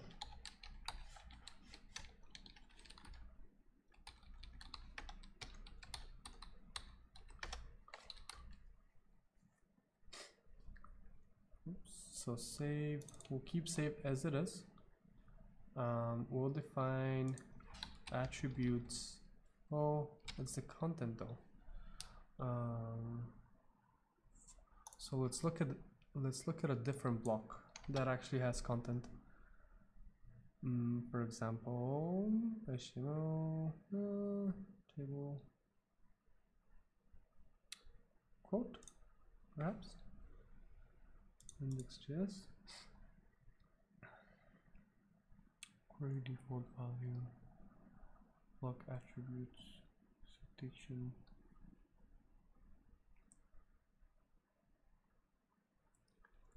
Wow, that's interesting. Huh. Pretty cool. Okay, so your attributes, there's the value attribute. How is that used? Deprecated. Save block quote value dot map. Nice. Very cool. Huh. Paragraph children, paragraph props children. Sweet. So apparently attributes can also be so it's a type array. Okay, the source is a query, so you can query inside of your component, inside of your component's HTML, and like pull out some of the elements that are inside of your component. Nice, I like that. Okay, that does not help me in this case though, because really I'm just looking. Maybe it does that. There's no standard way of doing it. Attributes, content, type string, source HTML. Okay, attributes, content. What about heading? Attributes, content, type array, source children, selector h1, h2. Okay.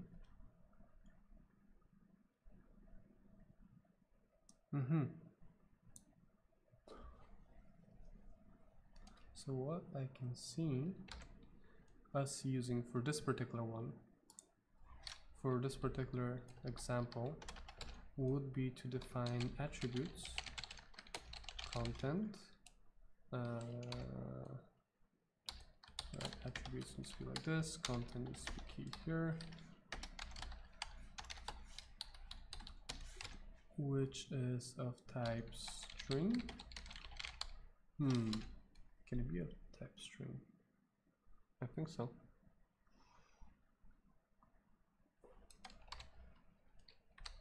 Source will be children, and then our selector will be just paragraph, because we want to pull the paragraph out of our child elements of our DOM node.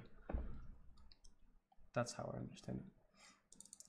At a hello world, we're returning our paragraph in here, but do we need to return our paragraph?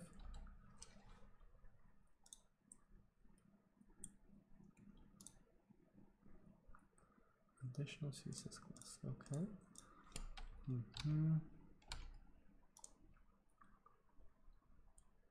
Transforms, merge, edit. Okay, let's go back to the image because it's using its own class, which is closer to what I'm trying to do right now. Select yes under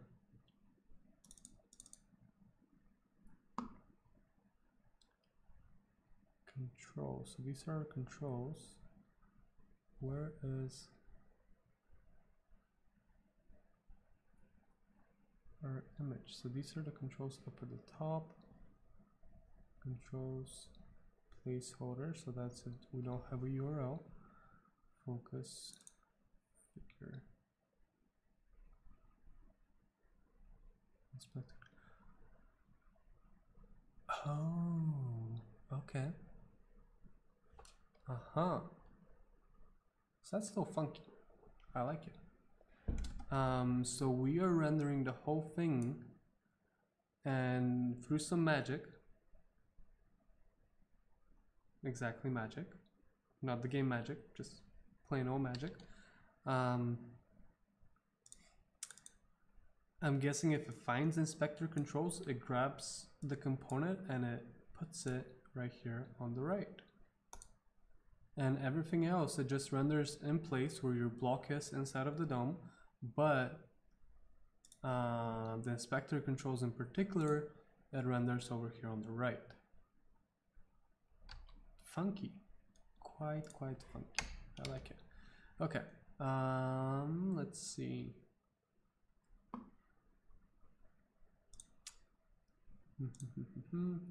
So what we want to do, controls, we want the controls, if it's focused. Nah, we don't need controls right now, okay. But we do want to insert the inspector controls if it's focused. So that's something to keep in mind. So focus comes from this props focus, okay. We can actually just kind of steal this whole thing and put it inside of our render. Inside of our attributes, we only are going to have content, and I don't even know if this will work as content, but we'll see. Let's try content, and actually let's console log our content so we can see what's going on in here. Okay, so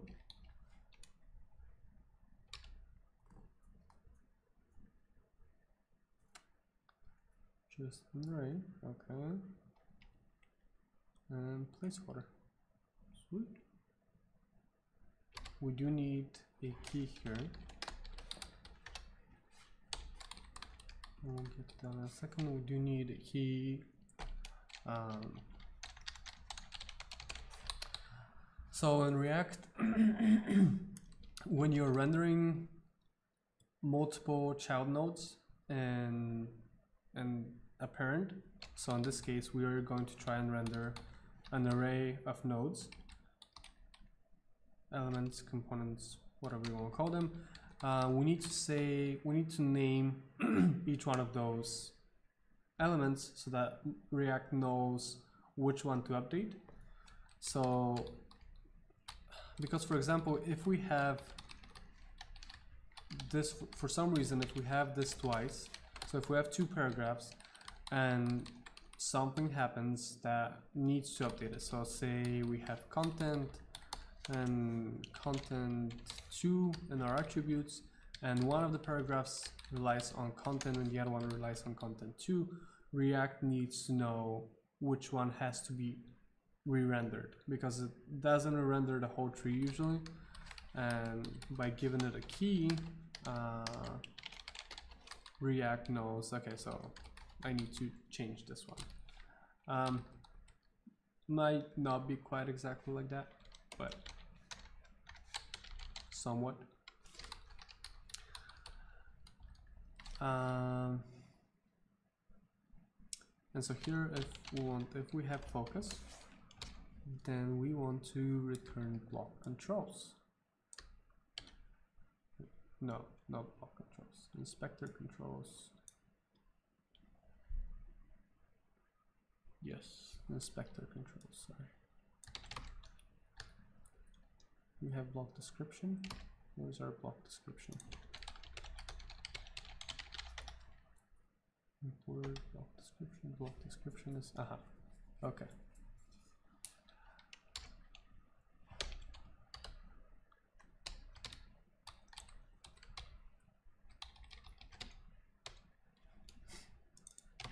And we define that and the render, so we can kind of just steal this again.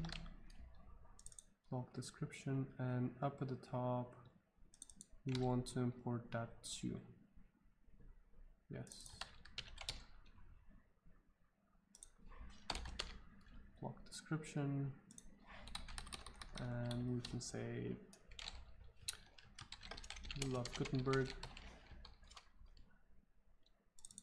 So the block description will show it inside of our controls. Inspector, okay, and enter your message to the world. And we have just a text control, a label message. Value is our content. On change this, and we can say update content.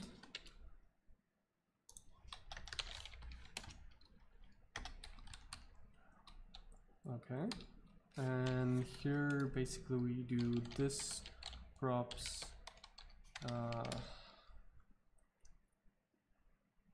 set attributes, and we do content is it comes as a parameter, yes. No, on change. Okay, on change is going to give us an event, and from that event we can get target value. So we want the value of the target of this event, which in this case is, that's if it was an actual input.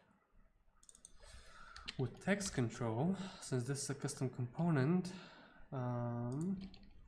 things might not be quite like that. Okay, so let's look at the library.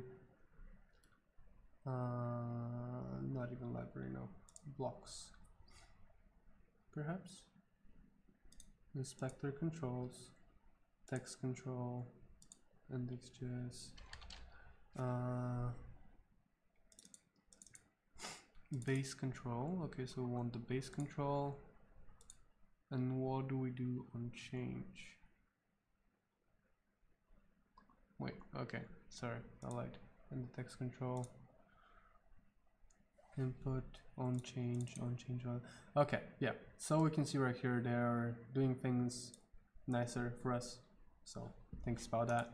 So instead of using event target value, we just get the value as the function, as the parameter of our function, of our callback. So this is our content, and we just set the attribute to be content. Okay. So far we have a text control with a label and what to do when it changes. We can add a help thing. So send your message to the world, or write your message to the world.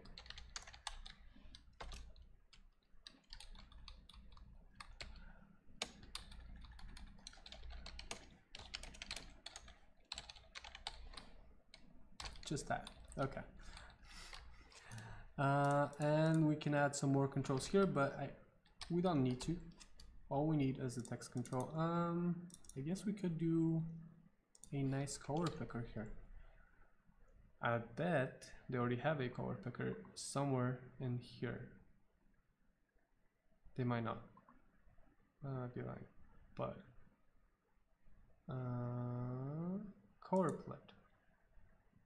Index.js. Okay.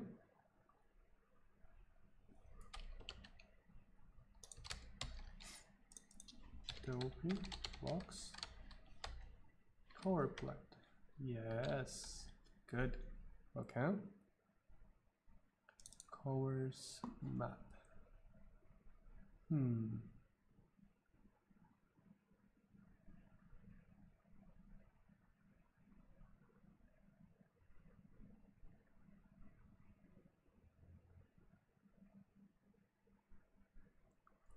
Not sure if this would work. We could try. Up here we do want to get, we said it's in WP blocks, right? Yes. So color palette.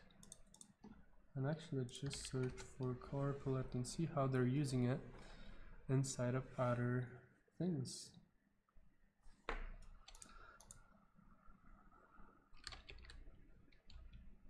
So when I was talking about reading through WordPress's source code, that's kind of the stuff I meant. instead of, you know, right now what I could be doing is looking up Gutenberg color palette, how to use in a block or something like that. I found that most of the time that's actually slower. And you know, we can just use the search in GitHub. We can use the search in our editor, whatever we're using, and sometimes it's faster to just read through the source code. Oh, we've been going for 2 hours. Oops, okay. I promise I'll stop soon. Okay, so we found how to use a color palette, and we'll just put it in here. Our color, I guess we do need attributes. Panel color. Ooh, interesting. Okay. Color is color, and they save their color and an attribute, of course. But what I need to know is this attribute color is a type string. Really? So maybe we don't even need. Maybe we don't even need this. Huh? Okay. Let's try and get rid of it then, if that's the case. Color type string. As simple as that. Okay. So we want to get our color from the attributes as well, and then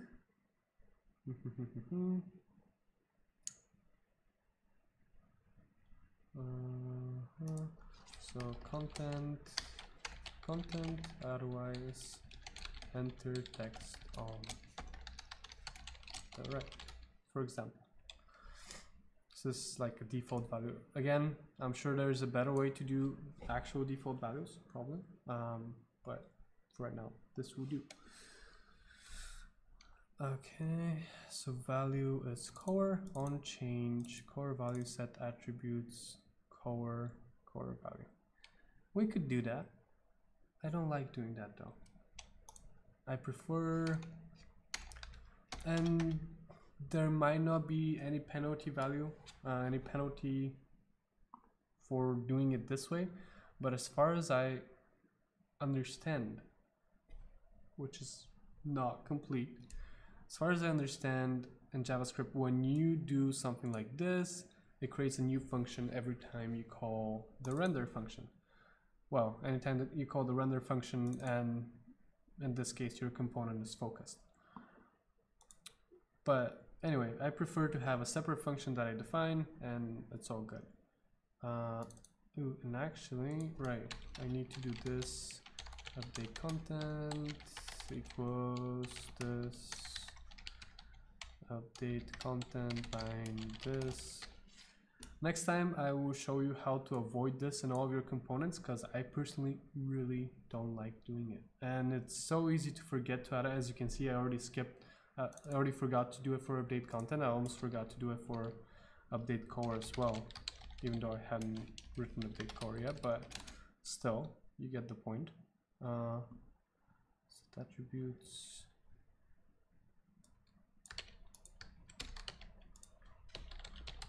Value. Color value.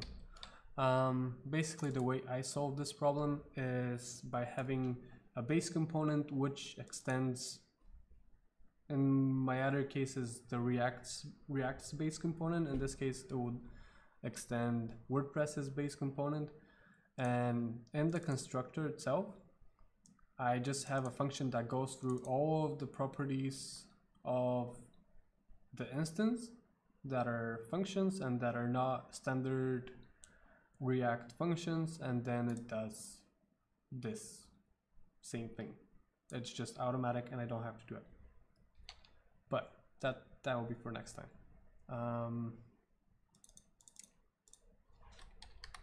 Value score on change, and we just say this on color. Okay, update color. Okay. And so this way, what we can do, background color,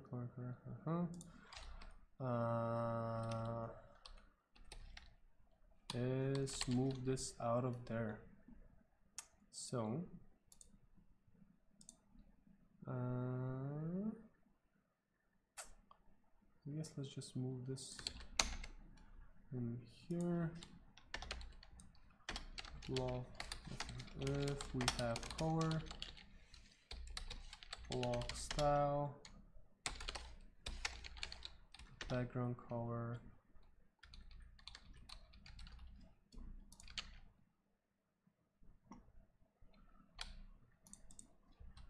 background color equals color. Okay.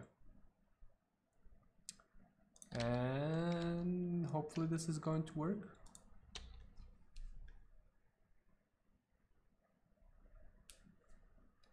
Oops, no, really. Reference block style is not defined. Where is block style not defined? It is totally defined. Okay, block style is not defined. On which line is that? Style, block style. How is... Oh. No. That shouldn't be it.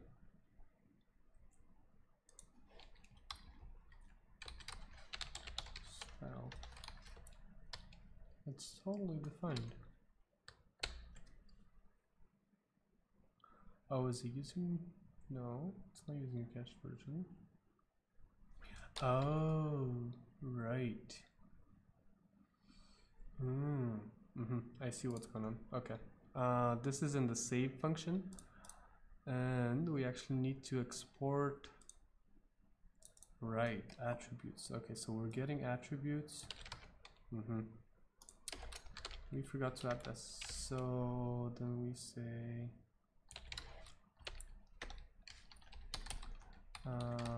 we need content and color from attributes, and then another constant for block style, and then if we have color, block style, background color will be color, and then in here we do content. And that should do the trick for us. No more errors, hopefully? No. Expected, actual.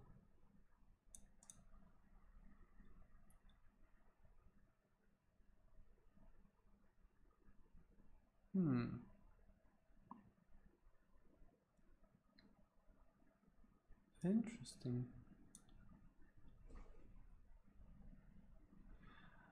Okay, so they have block validation too. Fun. This blocks appears to have been modified externally. Ah, okay. That's fine. Override. Ooh, yikes. Okay. Underscore underscore is not defined. Yes, yes.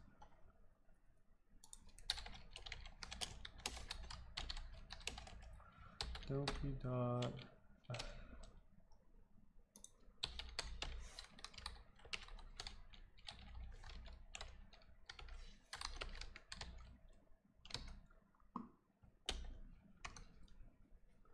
Okay, so it's good to know that they have decent error catching.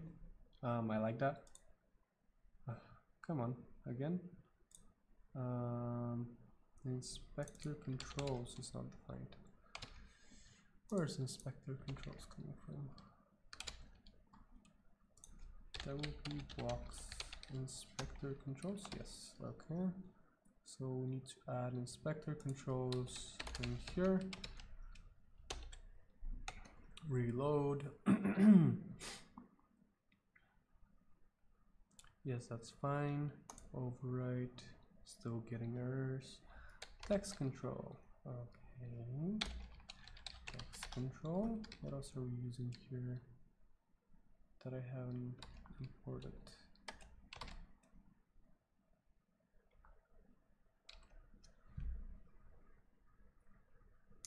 override. Content.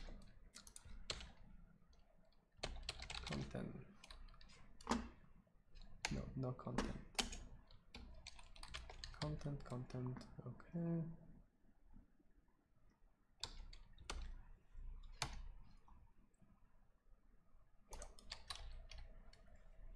Yes. Override. Still breaking something. Type is invalid. Expected a string or a class function for composite components. From the file, it's defining.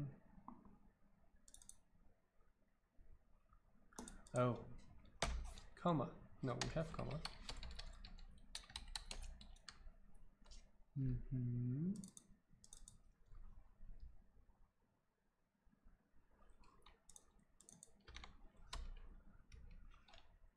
We have text control. Core palette, I guess is the correct pronunciation of this.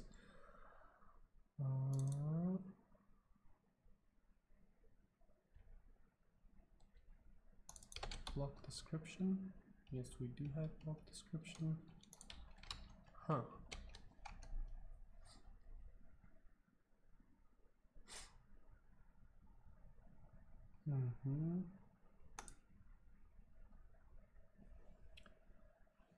Type is invalid.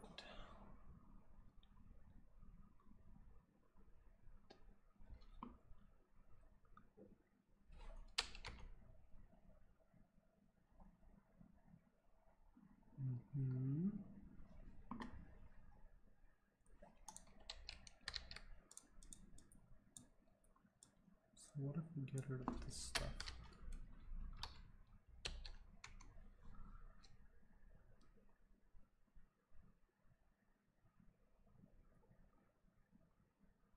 Override.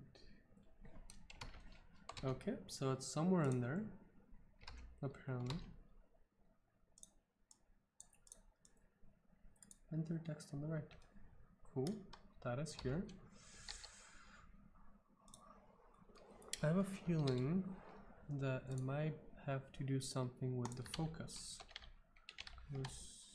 And do we have to wrap it in this? Potentially.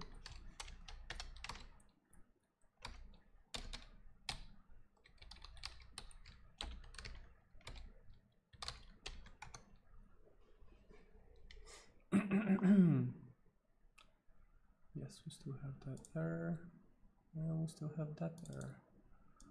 So file expression plus we got undefined.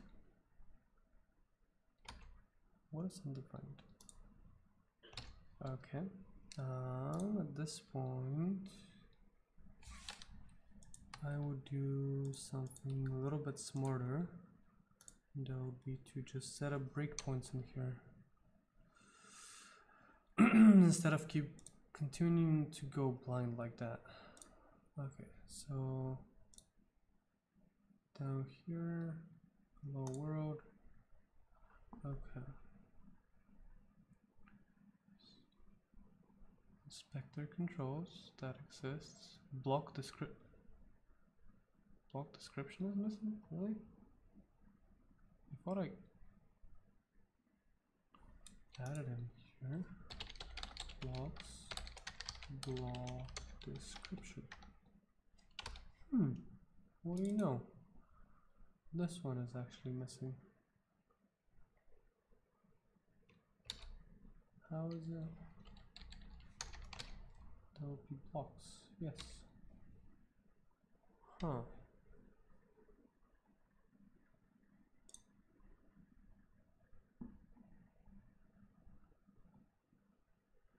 It shouldn't matter. Block description is create element. Oh wait, no, that's fine. Sorry. Yes, this block description is undefined. We are defining it here. If not helpful.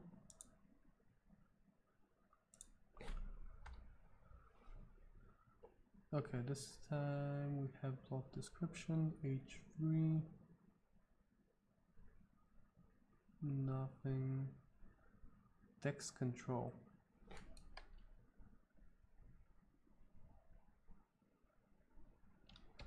Oh. Uh-huh. Text, no. Okay, where's text control coming from?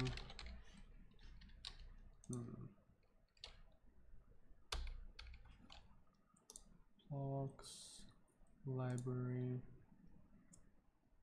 image, block, text control, from inspector controls, text control. Huh.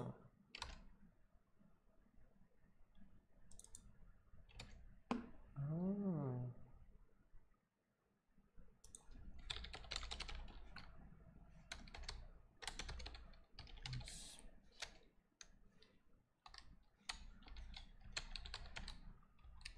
Uh-huh. Okay.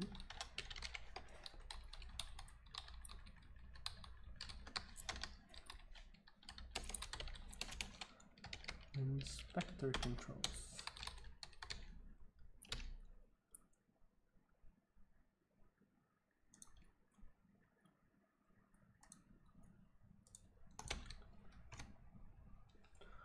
Let's give it one more try. Overwrite. Okay. Success. Whew. That was fun. Okay. So, ooh, look at that. We can pick a pretty color. And something's not working, is it? Cannot read property props up undefined. Yes. Okay. This props. See, I told you. I'm serious about this. That's an issue. Maybe it's just me, but it's so easy to just get into it and forget about doing something so simple. But yeah, it breaks and it doesn't let your thing work. Okay, overwrite. Let's get into the block. Woohoo! Let's be mindful. Be the change you want to see in the world. And let's see. Nice. Color pickers. I love them. Great. Green-ish. Yeah, that would do. On that note, I think that's gonna conclude our session tonight. That ran way past the 1 hour I was envisioning at first. Quite a bit long. Okay, but before we end for the day, let me do a few things. So first of all, we don't need this block, so we can just delete it. Okay, let's go. Nice. How cool was that? Okay. Resources used, and let's add our low world block and convert that to h4 for good measure. Update, and let's go back to the front end. Look at that, beautiful. Okay, oh yeah, let's mark this as done. Well, there'll be more of this for sure. And this is done. Update. Okay, to recap.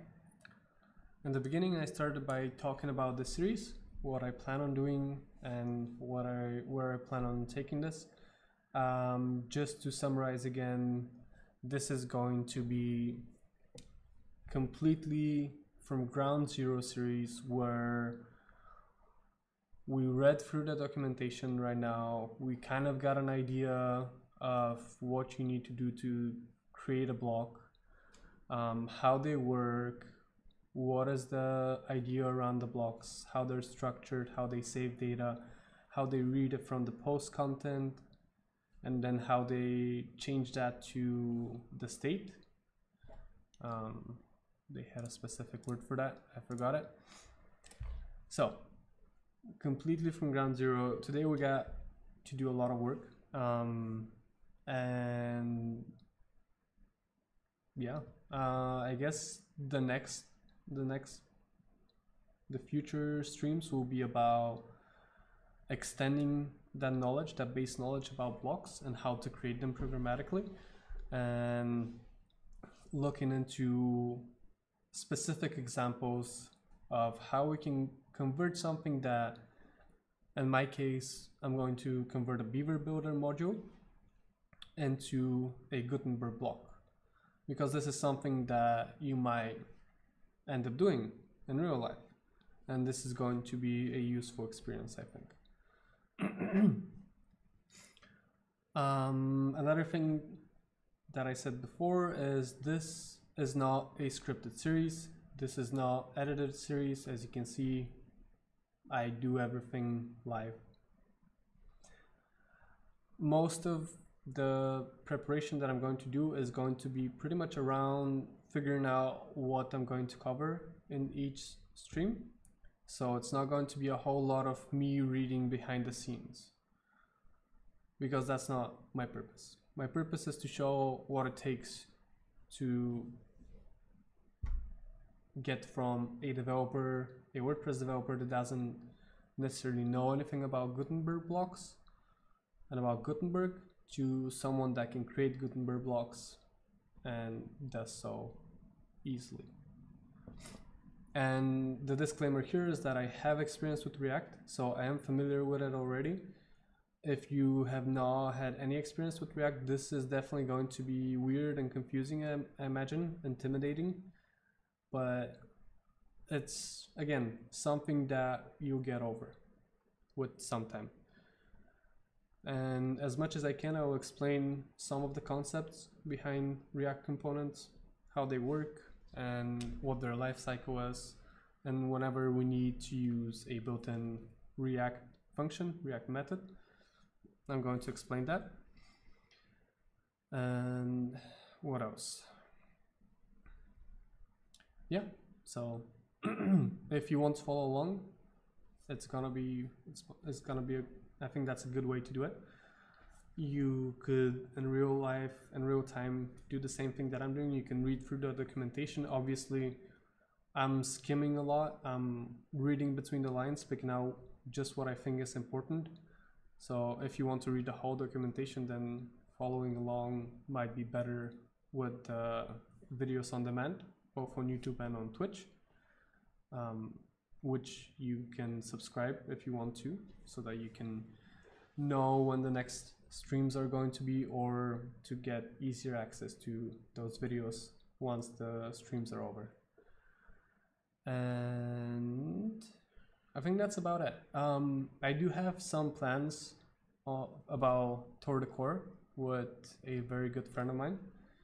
We plan on taking this further, but for right now it's going to be just this streaming series on Gutenberg. And eventually, once I get over it, I might do an actual scripted, more compact version of this, of what we're doing right now.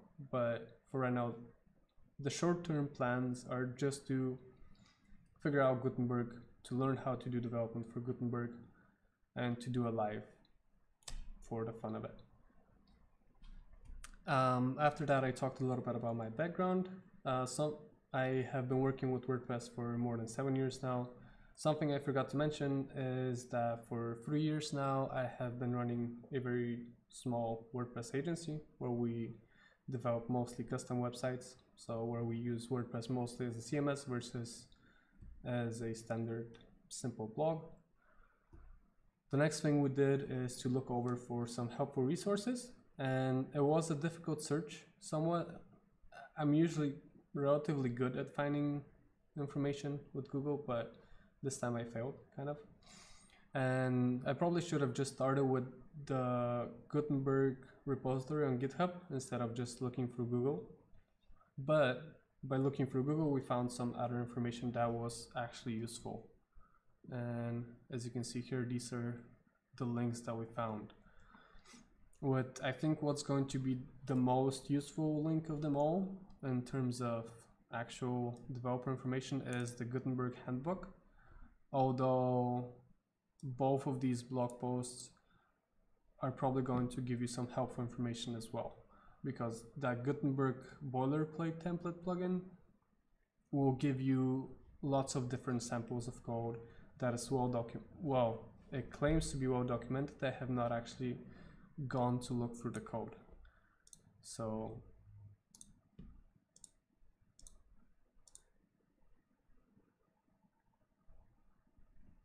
yes, okay, it seems to be very well documented. So that can definitely be helpful. You saw how I go through the actual components that are used in Gutenberg itself, and I kind of read through it and piece things together. And this might not necessarily be something that's easy for you to do, but I think with some practice you can get used to it, and this is a very helpful skill that ideally I hope that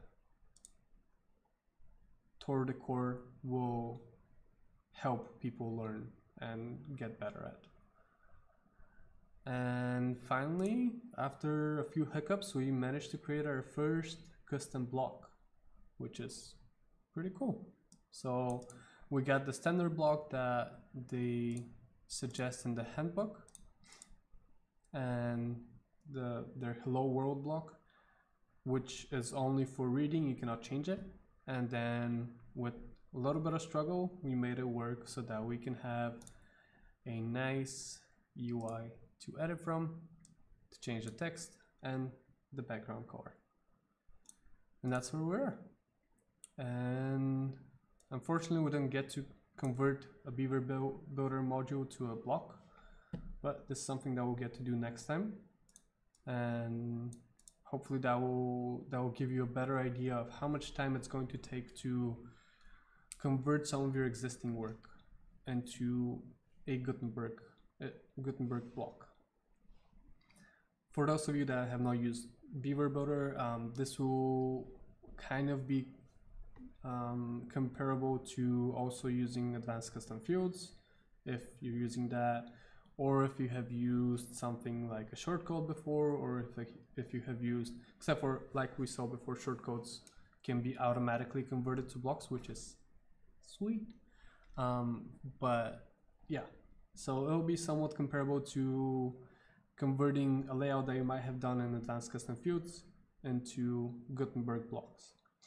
Or if you have had custom modules for other drag and drop page builders out there, this will give you an idea of how much effort it's going to take to convert one. And obviously it's going to take longer the first time, and over time this will be a more simplified process, but still. Yeah, I think that's all I wanted to say today. Thank you for your time. I hope you managed to learn something new. I hope you found some useful information. Again, I will post these links into the description below the video on YouTube. I think I can do that on Twitch too. I'll check. And I will also add a link to a GitHub repository where I'm going to post all of the code that I have in this sample plugin, so that you can download it and check it out. Obviously it's not going to have any of the node modules in it because we don't need them. I will also, once I'm done with that, I will also post on Twitter, which if you want to follow me there, my handle is @NikolofTMW. So I'll post on Twitter and I will let you know that I have updated the videos and that I have uploaded everything to GitHub so that you can take a look. Once again, thank you for your time. I hope you had a good time. I hope I didn't waste your time. let me know either way. You can post in the comments once the videos are uploaded. And yeah, hope to see you next time.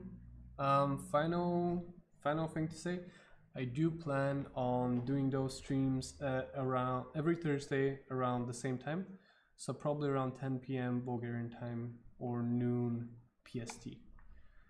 So yeah, you can expect the next one to be on the 28th of December, and then we'll take a look at a real life example of converting Beaver Builder module into a Gutenberg block. Well, have a good day, night, evening, morning, wherever you are in the world, whatever time it is right now, and see you next time.